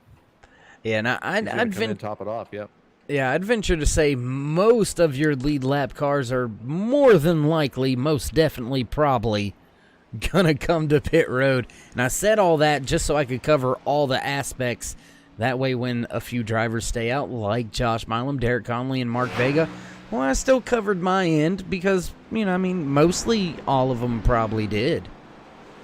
Yeah, the 7 of Josh Milam pitted 2 laps before the caution, so he's going to be really close on fuel, unless my timing and scoring is just going nuts like everything else in my broadcast section of the booth here. No, you're seeing that absolutely correct there, Dan. Josh Milam and Derek Conley, Mark Vega, Randall Cobb, all to pit road right there just before the caution flew. They're going to be cutting it very close, but Chase Berry and the rest of the crew that came to pit road, Daniel Harrington, Anthony English, and the rest of the field, they're going to be close as well, but they're going to have a little bit more breathing room. Things are going to change here once the cars get fired back up and get moving at 200 miles an hour, packed up, racing once again. fuel usage is going to change, but even those drivers that came to pit road, I think they're going to be cutting it close as well, man. The caution when it fell, basically, let me put it this way, I threw all my papers away because it completely messed up all of my strategy calls, because it's falling right in that range, Dan, of you may be able to stretch it if you do it right. You may not if you do it wrong. It's very, very close. Yeah, you're absolutely right. We alluded to this fact a few weeks ago. You don't save that much fuel riding around in the draft. Where you save fuel is under caution. I'm not sure what the fuel calculations are. I'd have to get in one of these cars and do some testing myself, but you can't save 4, 5, 6 laps of fuel running around in the draft, let alone under caution. You might be able to squeeze lap and a half, maybe 2 laps, enough for a green-white checker if you're a veteran of driving one of these cars, but you're not going to get 4, 5, 6 laps and be able to make a run if there's 2, 3, 4 green-white checkers. Yeah, and I mean, these cars average 18 to 21 laps on a full tank of gas. Yes, we do have 24 laps to go, but we'll only have 23 laps left when we go back green flag racing. As you said, if they've been able to save a lap, maybe a lap and a half under caution here, that puts some of these drivers right at that window to make it. So look for a few of these guys maybe to drop back, save a little bit of fuel by pack racing with some other like-minded drivers, and not having to come to pit road once again.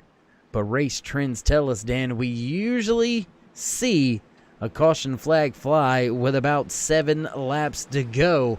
So look for the great possibility of a green-white checkered here as the Chevy Silverado pace truck gets ready to make the left-hand turn. We'll get set to fire things off once again here on the Turn 3 Racing Network. Down and away goes the pace truck. Josh Milam brings the field to the restart box, hits the gas, and away we go. Green flag racing once again here at Daytona International Speedway. Milam off to a great start. Big time jump. Not sure I'd want to be that far out as the rest of the field slowly. Whoa, big time move there by Mark Vega up the track. Contact with the 28. Big time trouble behind the field. I believe that was the 5 of Chase Berry getting up into the outside wall in front of Aspen Belvin. I'm not sure what happened there. The 18 of Mark Vega got up when the 28 of Derek Conley, and I believe that just caused a chain reaction of everybody checking up, and unfortunately collected everybody from about 8th on back. Yeah, we'll try to see if we can catch it. We're not seeing the very beginning of it, getting where Chase Berry kind of pinballs between a few of the cars out there. In big time trouble for Berry. He's missing the nose, cars smoking, and I think you were right, Dan. I think that may have all happened when the contact between Mark Vega and Derek Connolly took place. Kind of startled the field, if that's a good terminology to use. And that's all it takes sometimes, just a little bit of a whoa moment when drivers aren't expecting it, and 3 cars back, that's when it really becomes a uh-oh moment. Doug Rice, I don't know how he right place, right time for him. He went right down to the apron, went right by all of that, I do believe. I'm going to take a replay cue here and take a look at that from Doug Rice's point of view. He was on the outside lane about probably 10 cars back. And when all that happened, he got in the back of Alex Green, checked up, and went low, and barely missed the 84 of Aspen Belvin coming off the wall and down to the apron. Good piece of driving by Doug Rice, being in the right place, right time, and getting around all of that. That was crazy. And, well, you know, Dan, we just had a very in-depth, maybe, conversation about the fuel mileage and how everything was going to play, and if you played it right, you'd be good to go. Well, they're good to go now. That's not a question anymore. all of these drivers, well, I say all of the drivers good to go. Anthony English, Robert Duvendag, Dave Hunt staying out.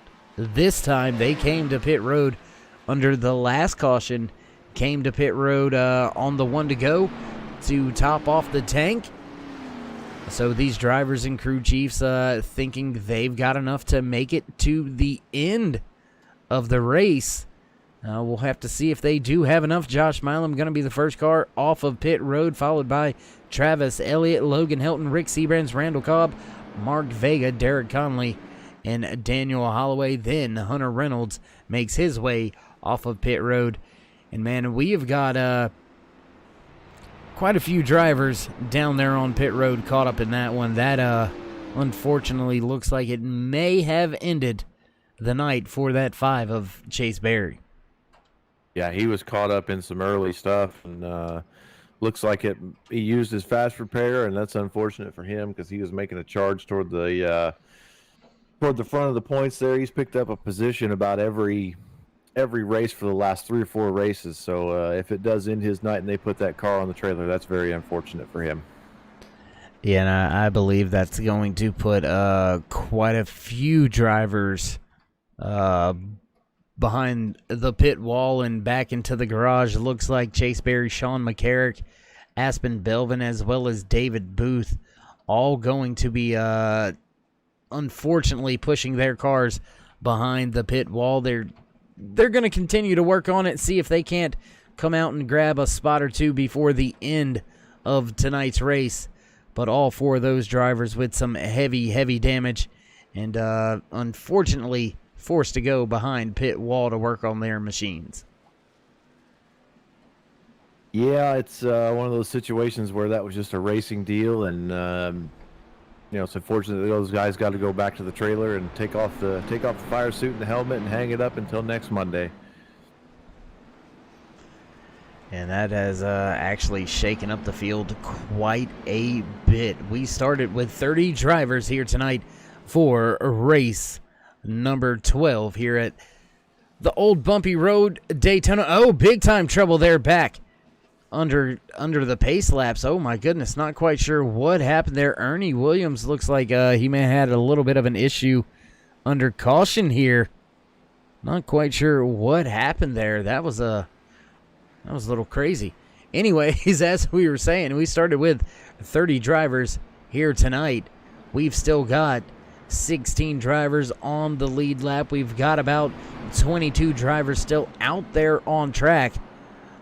Only about 5 drivers out of tonight's race.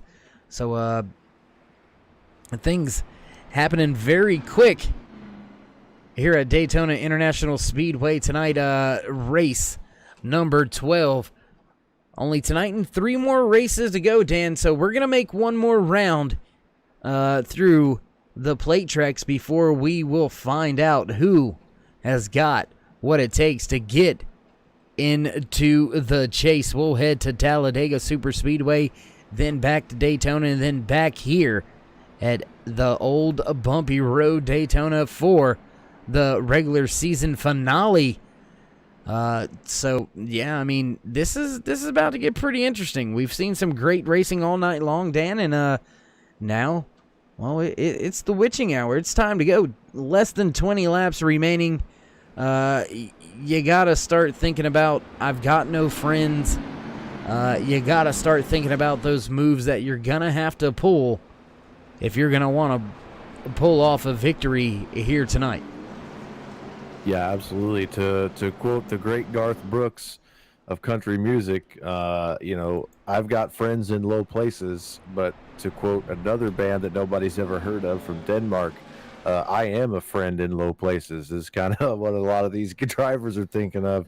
Maybe I could pick a guy's back pocket and maybe make $100 here if I can time it right. So elbows up, white knuckle. We're going to come to green here going to lap 83, and it's going to be a dogfight to the end of this thing.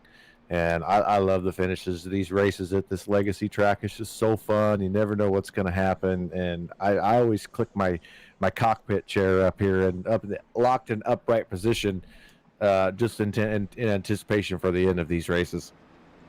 And as we get set to go back green flag racing, I'm noticing that 63 of Logan Helton, man, he is constantly aware of what's going on down there on the apron, saving gas, even coming to this restart, trying to make sure he pads that fuel cell just enough if we have a green-white checkered field being brought back to the green flag by Anthony English on the gas. Green flag once again here from Daytona International Speedway on the Turn 3 Racing Network into turn number 1. Side by side, Anthony English, Robert Duvenak battling it out for the race lead. Dave Hunt right there in the 53. Second car inside lane, and guess who it is? Third car, that's right, the kid right there hunting the front once again. But out there on that outside lane, you've got 3 drivers all grouped up with each other. Robert Duvedak, Rick Seabrands, and James Mayer making that outside lane work. Yeah, James Mayer, the third car outside lane, has another solid run here toward the end of a race. 62 of Les Levy's hauling the mail behind this first lead pack here. We might see Les Levy get a nice finish here, Dave. I'd be really excited for that. Yeah, Les piloting that 62 machine up to the front of the field here tonight. Just 17 laps remaining, and he continues to try to look to gain a few more positions. Here comes Josh Milam, Derek Conley, Randall Cobb, Hunter Reynolds, Daniel Holloway, Alex Green back there in that second pack, as this front pack has now grown from 6 drivers all the way to about, I believe, 10. Yeah, definitely. That second pack caught these guys super fast. They caught them within a straightaway. So those cars in the back there, don't count out the 7 of Josh Milam, the 28 of Conley, and the 26 of Reynolds. And you got the 52 of Cobb back there. Cobb's been pretty solid last couple weeks as well. So a lot of big guns in here as Robert Duvendak takes the inside lane, hops in front of Anthony English, take over the race lead.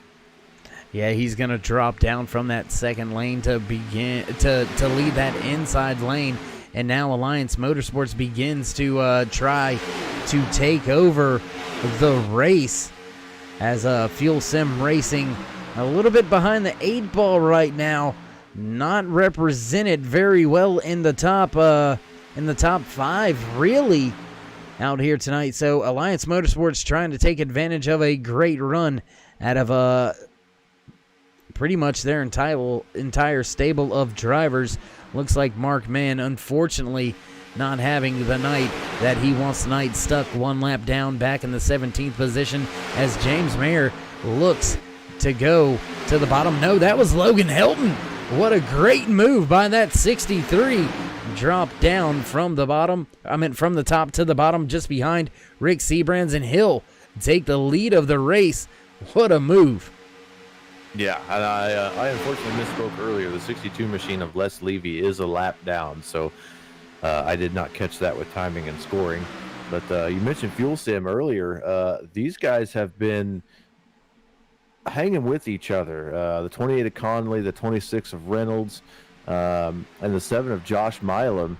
They have been hanging with each other for the entirety of this race. They were up front there about midway. A couple laps before stage 2 in, so these guys are hungry still. You know, Hunter Reynolds, Logan Helton are only 2-time winners this year. I don't know what's going to happen. I'm just lost. I think at some point in time we all are right now. It looks like the 7 of Josh Milam also being scored 1 lap down. And when I said Fuel Sim Racing isn't really represented up at the front of the field, I mean, they're right there. They're just 7th and 8th right now. So, I mean, they're still at the front. They're just not right there, in the podium spots right here. But we have still got a long way to go. 13 laps still remaining as Robert Duvendak leads the field on the outside lane. Taking that lead back as the kid Logan Helton continues to lead the inside lane, being pushed by the 40 of Anthony English. Dave Hunt in the 53. A great drive out there tonight by that 53 machine. Oh, contact, and around goes Mayer. I'm not sure what happened there.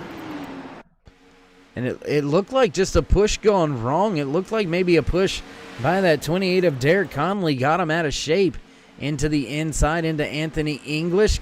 Conley goes into the outside wall. Reynolds into the outside wall.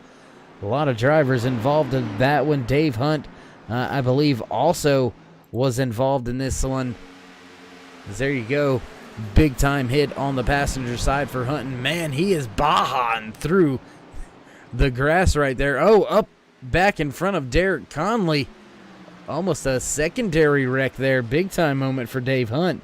Able to collect it, keep it headed back in the right direction, but that just looked like a push gone wrong. Yeah, I went back and looked through my replay queue here, Dave, and it looked like the 28 of Conley got a little bit of a run coming off the corner and literally had nowhere to go, so dipped down to the inside of the car in front of him, of James 95 of James Meyer. And when you do that in these cars, as soon as the front nose catches the rear bumper, the rear end of the car in front of you gets extremely loose, and that's pretty much what happens. And James Meyer was the victim of a push gone wrong, as you called it. One more look at it here as a hard impact for Hunter Reynolds as well. A lot of drivers with some pretty significant contact there, and that's going to just shake things up a little bit further here as we come to the final few laps in tonight's race. Just 11 laps remaining as we find ourselves under caution. Robert Duvendak going to stay out on track. Rick Seabrands, Logan Helton, as well as Anthony English, and I believe Alex Green also staying out on pit road. Hunter Reynolds, Derek Conley, Dave Hunt, Ernie Williams, Daniel Harrington, Mark Vega, James Mayer, and Daniel Holloway all to pit road this time by. So once again, the field getting shook up by a late race caution. And man, looks like a lot of drivers now trying to save some fuel. Yeah, definitely. You see a lot of guys going down to the apron.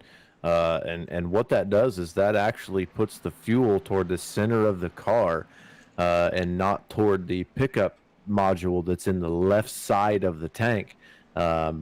So that actually makes the fuel pump burn and push less fuel through the fuel line. So it's a pretty good strategy. It's been in NASCAR for quite a few years now. And just looking through timing and scoring there, and I believe Les Levy got a wave around and was the lucky dog on that. And he is now back on the lead lap, scored in the 14th position. So got a little bit to make up, but we could see Les make his way toward the front there. So good job, Les. Way to be in the right place at the right time.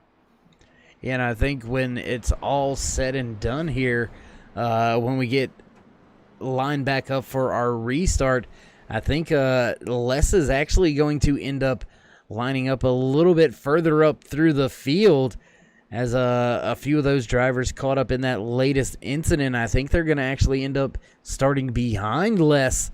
So this may have turned out pretty decently for that 62. He may have a starting spot inside the top 10 with just very, very few laps to go. Pace truck lights are out. We'll get set to go back. Green flag racing this time by. Yeah, to add another Ricky Bobby reference, dear 8-pound, 6-ounce infant baby Jesus, please let Les Levy make it to the podium so that we can have the glory of his gracious interviews and awesomeness in our booth. I mean, I won't disagree one bit. Not at all. And you know, I go and I say something, and then I look back and I say, well, why did you even say that? Les Levy, he got the lucky dog, so there's no way he's starting inside the top 10. Right. I mean, he may be scored in the 10th spot when it's all said and done with for the restart, but he's not going to line up the 10th car in line, that's for sure. Going to have to start at the tail end of the field, getting an EOL for receiving the lucky dog. So Les, still a little bit of an uphill battle, but he's still got the time to make it up. Going to have 9 laps remaining when we go back. Green flag racing, front of the field, going to be controlled by Alliance Motorsports. Yeah, Alliance is also leading the team standings right now by around 53 points. So those guys are fully in command. No changes in the team standings from last week, and there hasn't really been a whole lot of changes in any of that. And as we get set to fire things off once again, Rick Seabrands hits the loud pedal, and away we go. Green flag flies. Once again here at Daytona International Speedway. Could it be the final restart of the race? We'll have to let it all play out. As Rick Seabrands getting a big-time push there by, I believe, that's the 63 of Logan Helton, man, just shoving that 4 down the backstretch. I've determined that if I was ever in one of these races, there was one guy I would want behind me, and that is that 63 machine. To have the reflexes of a young gun and the brain power that's not 40 years old. You know what I mean? Absolutely. I can guarantee you this. For the duels and the little all-star events that take place here in the OP Racing umbrella, if they let me in again, I'm finding the kid and I'm staying on his bumper. I'm staying on his bumper on pit road, on the apron, in the grass. It doesn't matter. I'm going wherever he goes. You're wearing him like a shadow. Absolutely. Because at the end, he's always up here at the front. So, I mean, hey, he's got something figured out, so I'm just following him. Yep, I would agree with that 100%. Rick Seabrands continues to click off the laps at the front of the field. 8 laps remaining, 7 when we cross the line this time by, as his teammate leads that outside lane. Robert Duvendak has control of that second lane. Anthony English right there, and it looks like the 10 of Robert Duvendak trying to close the distance, trying to side draft a little bit, maybe catch that 63 off guard, pull him back a little bit, and keep that outside jump from happening. But now the kid shoves Seabrands clear. Look for the kid to jump to the outside, going down the backstretch. He does, and up through the center. Here comes Alex Green. Yeah, Alex Green got a huge shove from Ernie Williams there and almost got into the back of Rick Seabrands. So good piece of driving from the 15 Big Red machine. I still can't get over that. I'm going to have to get some Big Red tomorrow on the way home. Ooh, close right there on the exit of 4. Almost contact between the 15 and the 10. Duvendak and Green almost getting into each other this time around. That could have been very, very big, as a big move by Duvendak. He's going to drop to the bottom lane from behind. Logan Hilton take over not just the lead of the outside lane, but the lead of the race. Oh, cuts back across the nose. Gets the 63 loose. Big mayhem behind the field. Oh, my goodness. The whole field pretty much involved in this one. That could have been very bad for Logan Hilton, but somehow he is still heading in the right direction.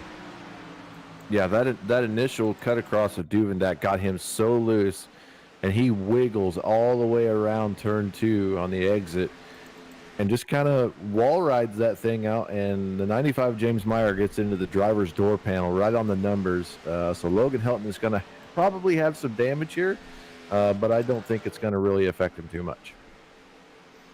And hard impact for the 40 of the 40 of Anthony English involved in that incident as well. The front end of his machine beaten and battered, as that caught a lot of drivers out, actually, Dan. Looks like another 6 or 7 drivers involved in that one, as we rejoin the field back at the front with your race leader, Rick Seabrands. But, man, once again, the race trend's kind of biting us here. There goes that pesky caution inside of 7 laps.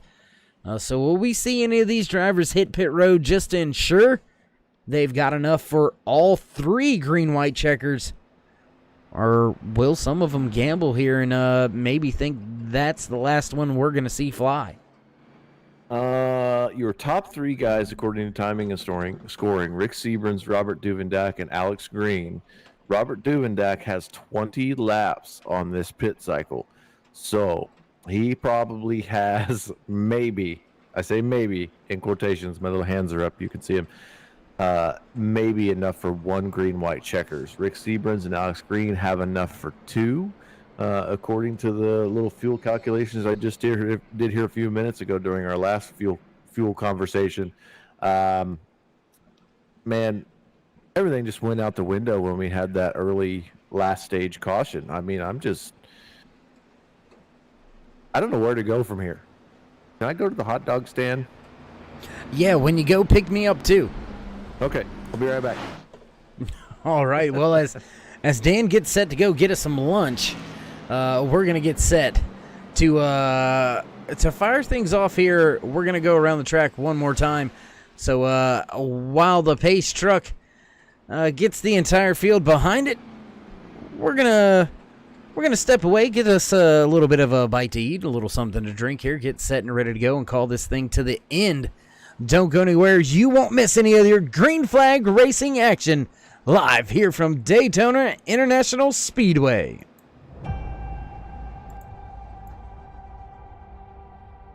Growing up as a kid in Oklahoma, where I'm from, the Chili Bowl is the biggest race that we have.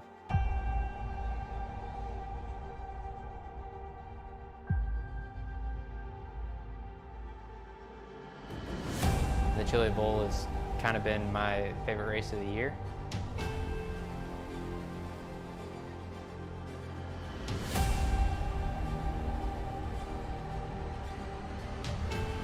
Growing up a dirt racer in Oklahoma, that's kind of the holy grail.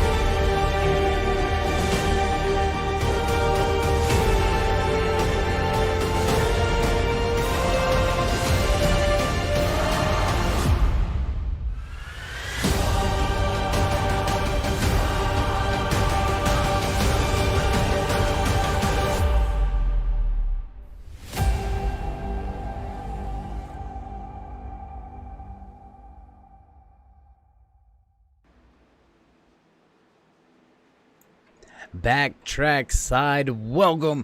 Thanks for sticking with us all long race fans. We do appreciate each and every time you join us here on the Turn 3 Racing Network. And I tell you what, if you haven't already, go ahead and throw these drivers a thumbs up. Click subscribe, smash the bell over there on the right hand side. Get notified anytime we go live here on the Turn 3 Racing Network. Whether it's myself, Darkside Dave in the Cave, or my good buddy, the Postman, Dan, Cody, Danny, Chris, Al, Roger, any of the rest of the crew back at the Turn 3 Racing Network headquarters. Excuse me, we do appreciate each and every time you join us here tonight. And things getting ready to get hot and heavy. Action gonna get crazy. Chevy Silverado down and away. Field hits the gas. Green flag flies. And our first attempt at a green-white checkered finish here from Daytona International Speedway. Rick Seabrans leading the inside lane. Robert Duvendak on the outside. Help from the 91 of Ernie Williams. Logan Helton right behind that 91. And Rick Seabrans is all alone. No help. 2 cars back to the 15 of Alex Green. Yeah, Doobie's leading the way here. Got that 91 of Ernie Williams shoving him right to the front on that outside lane. I don't know if Rick Seabrans has some engine problems here or something, but he is definitely fallen back by the wayside. And Les Levy at the 62 machine has made it up to 4th, Dave. Yeah, and it looks like everything's fine as far as the speed is concerned. In that 4 machine, he's right there with everybody else as far as miles an hour. So just not quite sure. Maybe the shove just wasn't there, and it looked like Logan Helton actually bailed from the bottom lane up to the top. And that was a calculated maneuver, because look at the front of the field leading that inside lane now. That 63 once again has the lead. Final lap, halfway down the back stretch. Can the kid get it done once again, trying to come up and snatch the race lead away from the 10 of Duvendak. Duvendak loose, wiggling all over the place off the front of the 91. The 62 of Les Levy goes around. Ernie Williams in second. He spins. Logan Helton spins. Robert Duvendak crosses the line as your race winner. My goodness, that was some craziness. I tell you what, let's go back, take a look here, see what happened. Not actually going to catch it there. You see the contact between the 91 of Ernie Williams and the 63 of Logan Helton. Helton, unfortunately, not going to walk away with the finish he wanted, but still, yet another top 10. What another crazy finish, Dan. That was insane. I'm still trying to calculate everything that happened. Timing and scoring is showing Ernie Williams coming home in the third spot, just behind Rick Seabrans in the second spot. But I believe from race control that is not going to be the case from what I just heard over the scanner chatter. I just caught the last half of it, but we'll have to wait for confirmation. Yeah, and as we get that race confirmation, we'll let the 10 of Robert Duvendak enjoy his victory. Let him burn it down if he chooses so. We're going to step away from the track, get things set up for your post-race interview, so don't go anywhere, ladies and gentlemen. We will be right back.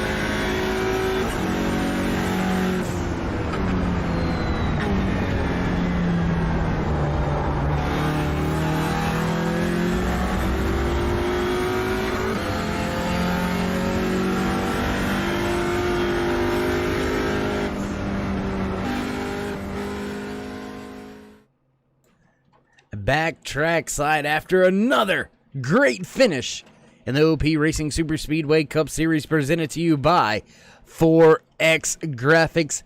Man, what a finish. What a ride. Walking away with third place through the grass to the checkered flag, finishing in the third place. Driver of that 91 machine, Ernie Williams. Man, heck of a race, heck of a job. You got a copy? Got you, man. Well, man, That was crazy definitely race. wild there to the end. Yeah, I didn't Crazy realize race. Logan was that close to me. I was running up right behind Duvendak there, and I wanted to, I was trying to drift down because if he's just going to stay there, I was just going to wait and just try to undercut him real quick, real close, so he didn't have a chance to block me. And I didn't realize the guy was below me, so I don't know if he come up a little bit and I was going down. Probably was a racing incident, but all in all, we'll take the third place though. Did you? What did you think coming through the grass there to the checkered flag? Did you think you were gonna walk away with the podium still? Absolutely not. I figured the black flag was coming. There was no way they was going to let me have third. But iRacing, I was like, yeah. I was just like, if I'd known that, I would probably just kept on the gas. I hit the brakes too soon when I got to the grass. Might have got second. I hear you. Just stab in it and stand on it. You know what I mean? It's coming to the checkered flag. Might as well. You're right. I was probably a little conservative there in the grass. I was trying to keep it straight, but I don't think I was on the gas too much. Like I said, I knew a black flag was coming. I just knew it, but I didn't get it. So I don't know if we got rules back at the league that says that's frowned upon. But I mean, it's kind of like a wrecking incident. So hopefully I'll get to third. I'm not really too concerned, but all in all, we'll take it. Well, man, Ernie, it was a great race.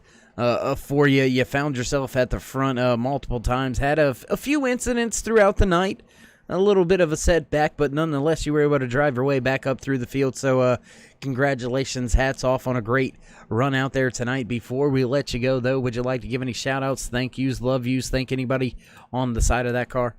Absolutely. We give the guys back at FSR a big shout out, man. They help me each and every Monday. I come in here and put me in the right line to run, tell me what to do. I'm not a big super speedway guy, so they kind of help me out, and I really appreciate all that. Congratulations to Rick on second, Robert for winning the race, and Tim Nichols from Lima, Ohio with Tim's Dirt Track Simulators. He helps me out a bunch too in this iRacing deal, mostly on the dirt side. I'm trying to get him to kind of convert because he's more of a promoter, sponsorship guy. So he helps a lot of people out, and I want to give a shout out to him and you guys for doing the broadcast, man. You guys did an awesome job. I can't wait to go back and watch it, and maybe we'll see you again here before the end of the season. All right, well, I surely hope so, and until next time, man, we'll catch up with you at Talladega. Absolutely. Take care, Dave. All right, well, there you have it. Some few final words from the driver of the 91 machine, Ernie Williams. Pretty happy, pretty ecstatic with the way the race panned out for him. Not really concerned whether or not he's going to keep that third place, but hopefully he's, excuse me, hopefully he's able to do so, and I believe that has given the postman enough time to grab a hold of our second place finisher out there tonight, Rick Sebrands. I have Dave. I'm down here on pit lane with our second place finisher from this evening, Rick Sebrands, in the 4 of the Yeti machine.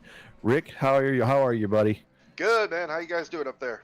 Oh, we're chilling. We got us some hot dogs during that last caution there. After that last caution, walk us through that restart, man. You fell back a little bit there. What happened? Yeah, it was kind of nerve-wracking there. I thought I chose the right lane down there, and I thought I still did. I mean, the guy, Alex, behind me, I don't think he got a very good start or something happened to him there, and we had just too much of a gap. And the high line just had so much a tremendous run there coming down the front stretch and coming out of 2 there. We just couldn't recover. And by the time we did, it was pretty well out in front of us there. But hell, it just feels good to have a look at it after the last couple of weeks, man. This Alliance Motorsports Yeti Camaro, we've last couple of weeks we've had some pretty treacherous runs. So just feels good to finish. We'll take the second. Congratulations to my teammate Robert up there. Got some stage points tonight too. And all around great run for us. Yeah, you definitely. Dave and I were talking earlier about how slow that outside lane was early on in the race. Did something change on the racetrack with the track temperature to allow you guys to be able to use that outside lane? You made a really nice charge, basically all by yourself there through 1 and 2, coming to the checkered flag, and that allowed you to get up into that second spot tonight. Did something change on the racetrack to allow that to happen? I think, at least for us, the later we went into the run, as the tires worn off, it scrubbed off so much more speed on that low line to where you could just keep it kind of wound up on that high side. So as the race went on, we started off with that high line wasn't as good as the low line. And then by lap 90, 95, that high line was just cooking up there. And that's usually kind of how it plays out here, especially with the kind of the temps and the rough surface. Usually kind of got to try and plan for that, but sometimes those plans just don't work. But I thought we might be in pretty good shape down low. Probably should have, looking back at it, I should have started on that outside line and had Ernie behind me. But it is what it is. It just feels good to bring a clean car home and finish top 5. Absolutely. You had a couple rough weeks there, and I'm glad we get to see you on the podium and have you down here on pit lane for the post-race interviews. Great drive by you. Way to be elbows up, man. Way to be in the right place at the right time, and we look forward to see you next week at Talladega. Is there anybody you'd like to thank before we let you go? I got to thank everybody at OP, all the staff, everybody that puts these things on. These races are so much fun to be in. All the fans at home watching, you guys for the broadcast, as well as my teammates. Can't wait for next week. Great, man. Thanks for driving tonight, and we'll see you next week at Talladega. 10-4, guys. Thank you. There you have it, Dave. They found something there on the outside with the late race. Crazy. It's amazing how that track changes. Yeah, track changing all throughout the night and changing for the better, walking away with the race win here tonight. Win number 2 in season number 5 for the driver of the Tin Machine, Robert Duvendak. It's Dave and Dan in the booth. You got a copy? Yes, sir. How you guys doing tonight? I'm doing pretty good. Can't complain. How about yourself? Not too bad. Not too thrilled with the ending there, but you got to take them when you can, Indeed, yeah. I mean, sometimes it is what it is. Sometimes you're happy with it. Sometimes you're meh, and sometimes you're just mad. And I mean, you got the victory, so is it a meh or a it's okay? I'm kind of bummed out on in that last caution there. I got tight when I was coming out of 2 on the bottom, and it kind of shot me up the track a little bit in front of Logan there. I saw the Logan and Anthony had a run, and I tried to get to the outside even more to give them the middle so that I didn't cause a wreck, and it ended up bottlenecking them up and wrecked them all. So I'm beating myself up on that, and I'm kind of down on that to screw up their races there. But yeah, overall, it's awesome to secure win number 2 in the season. I've had a very rough few weeks in both of our series. So to get that monkey off my back and get a good finish and score another win on the season, always feels good. Well, man, excuse me. If there's any consolation to what took place, I mean, things happen. It's plate racing. I've never witnessed an intentional moment out of any driver in the OP Racing Super Speedway Cup Series. So, things happen, and I know it doesn't help ease the fact that it did happen, but you continue the streak of top 5s, top 10s as well. Only you and Logan Hilton are above the 75% range on the top 10s. So has this season been a little bit more focused in on consistency more than wins, or do you just take what the race will really give you? Honestly, you just got to take what the race gives you. When you go out, I think I won race number 1 in the season, so I got locked in fairly early. After that point, the focus then turns to the rest of the team to try to get everyone else locked in. So the aggressiveness and the strategy on my end to try to go for wins kind of gets put on the back burner a little more. So I've kind of been taking it easy for this middle part of the season, trying to do what we can to get all 5 Alliance guys locked in there. But tonight I've had a run of bad luck lately, so when I was up there in position, I just wanted to try to go and do what I could to get the win. We didn't have Jim or Mark up there, and those are the last 2 we were looking to get locked in. So the other 3 of us knew that we had to go out there and get it done tonight and get Alliance another win, get us back in victory lane. Well, you got the job done, that is for sure. Setting up a great run to the chase for yourself. Just a few more races before we head off into the chase, but once again, congratulations on your 2nd win of the season. Robert, before we let you go, would you like to give any shout-outs, thank yous, love yous, thank anybody on the side of that car? Yeah, absolutely. First off, I want to apologize to Anthony and Logan for ruining their races there at the end. And I got to thank Ernie for the pushing that he gave me there in the high line. Um, over all of that, obviously, you got to thank you guys and everyone at OP. First and foremost, I got to thank my wife. Tonight is actually our 2-year anniversary. So it's been an amazing 2 years, and I can't wait to see what the future holds for us and what the next 365 days will bring us. But for her to give me the time out on our anniversary on a Monday night to come out here and race is she's pretty badass for that. So I love you, baby, and thank you so much. Well, normally, Robert, that's when I say, all right, there's a few final words from our race leader, but I'm going to leave you with this one. You better run either upstairs, back in the house, wherever it is that you're at, to her and give her the biggest, best kiss you ever could, because I'm telling you, any lady, woman, girl that is willing to not just allow you the time to do what you like to do, but on the anniversary, man, you got a great one. Congratulations on the 2 years. You keep iRacing on anniversary. It may not be 3. Just kidding. Just kidding. I've been married for 14 years, brother. So congratulations. I hope the future holds a lot for you and your wife. And go give her a kiss and tell her it's because you let me race tonight, baby. I got the win for you. You know. Yeah, absolutely. Thank you guys very much. I appreciate it. And yeah, she is pretty badass. So. All right. Well, we'll catch up with you at Talladega, my man. Yep. You guys have a good week. All right. Well, I'll say it now. There you have it. Some few final words from your race winner, the 10 of Robert Duvendak.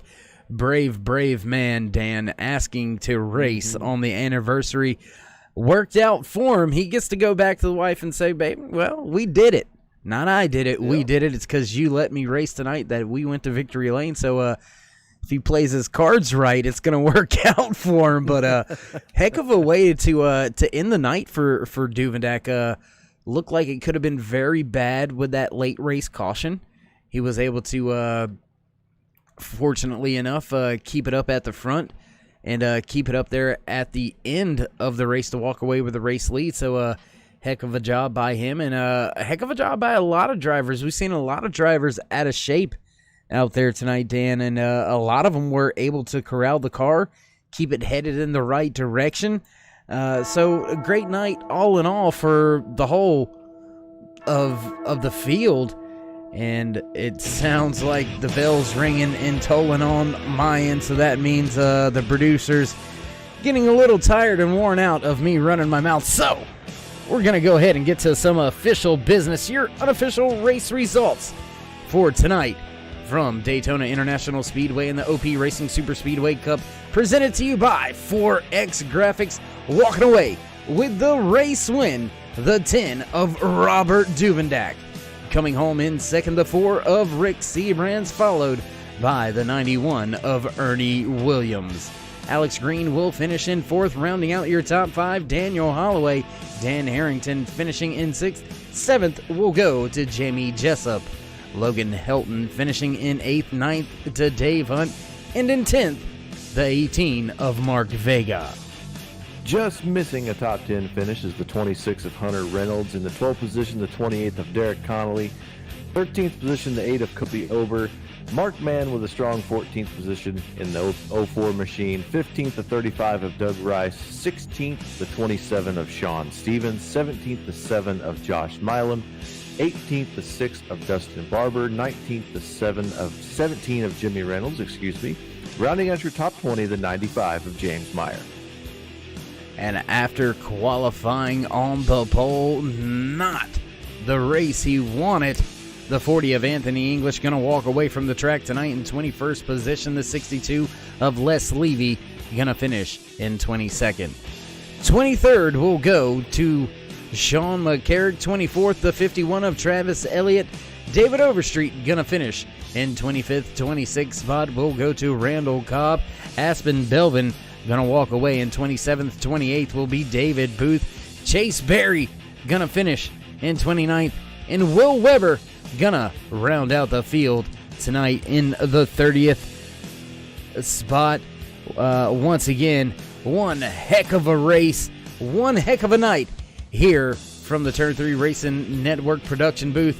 Dan, as always, my man, thank you for coming by. Thank you for joining us here, joining myself, helping call all the great racing action. It's been a pleasure working with you all season. Look forward to working the next few weeks together as well. And, man, another great race in the books, another great night. We're going to get set to get on out of here. So with that being said, race fans, stay safe, stay loved. We'll see you again next time here on the Turn 3 Racing Network.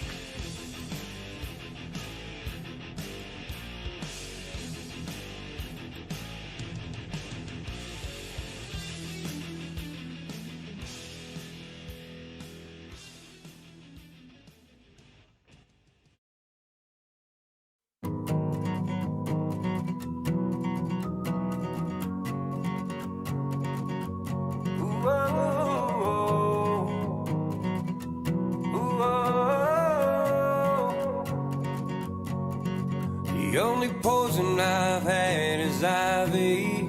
The only man I fear is God. No snakes can make me run now, 'cause I've been bit by a moth. No bug can stare me down. No neighbor can shut me up. I'm off the grid and I'm off my rocker. I'm off in the holler sun.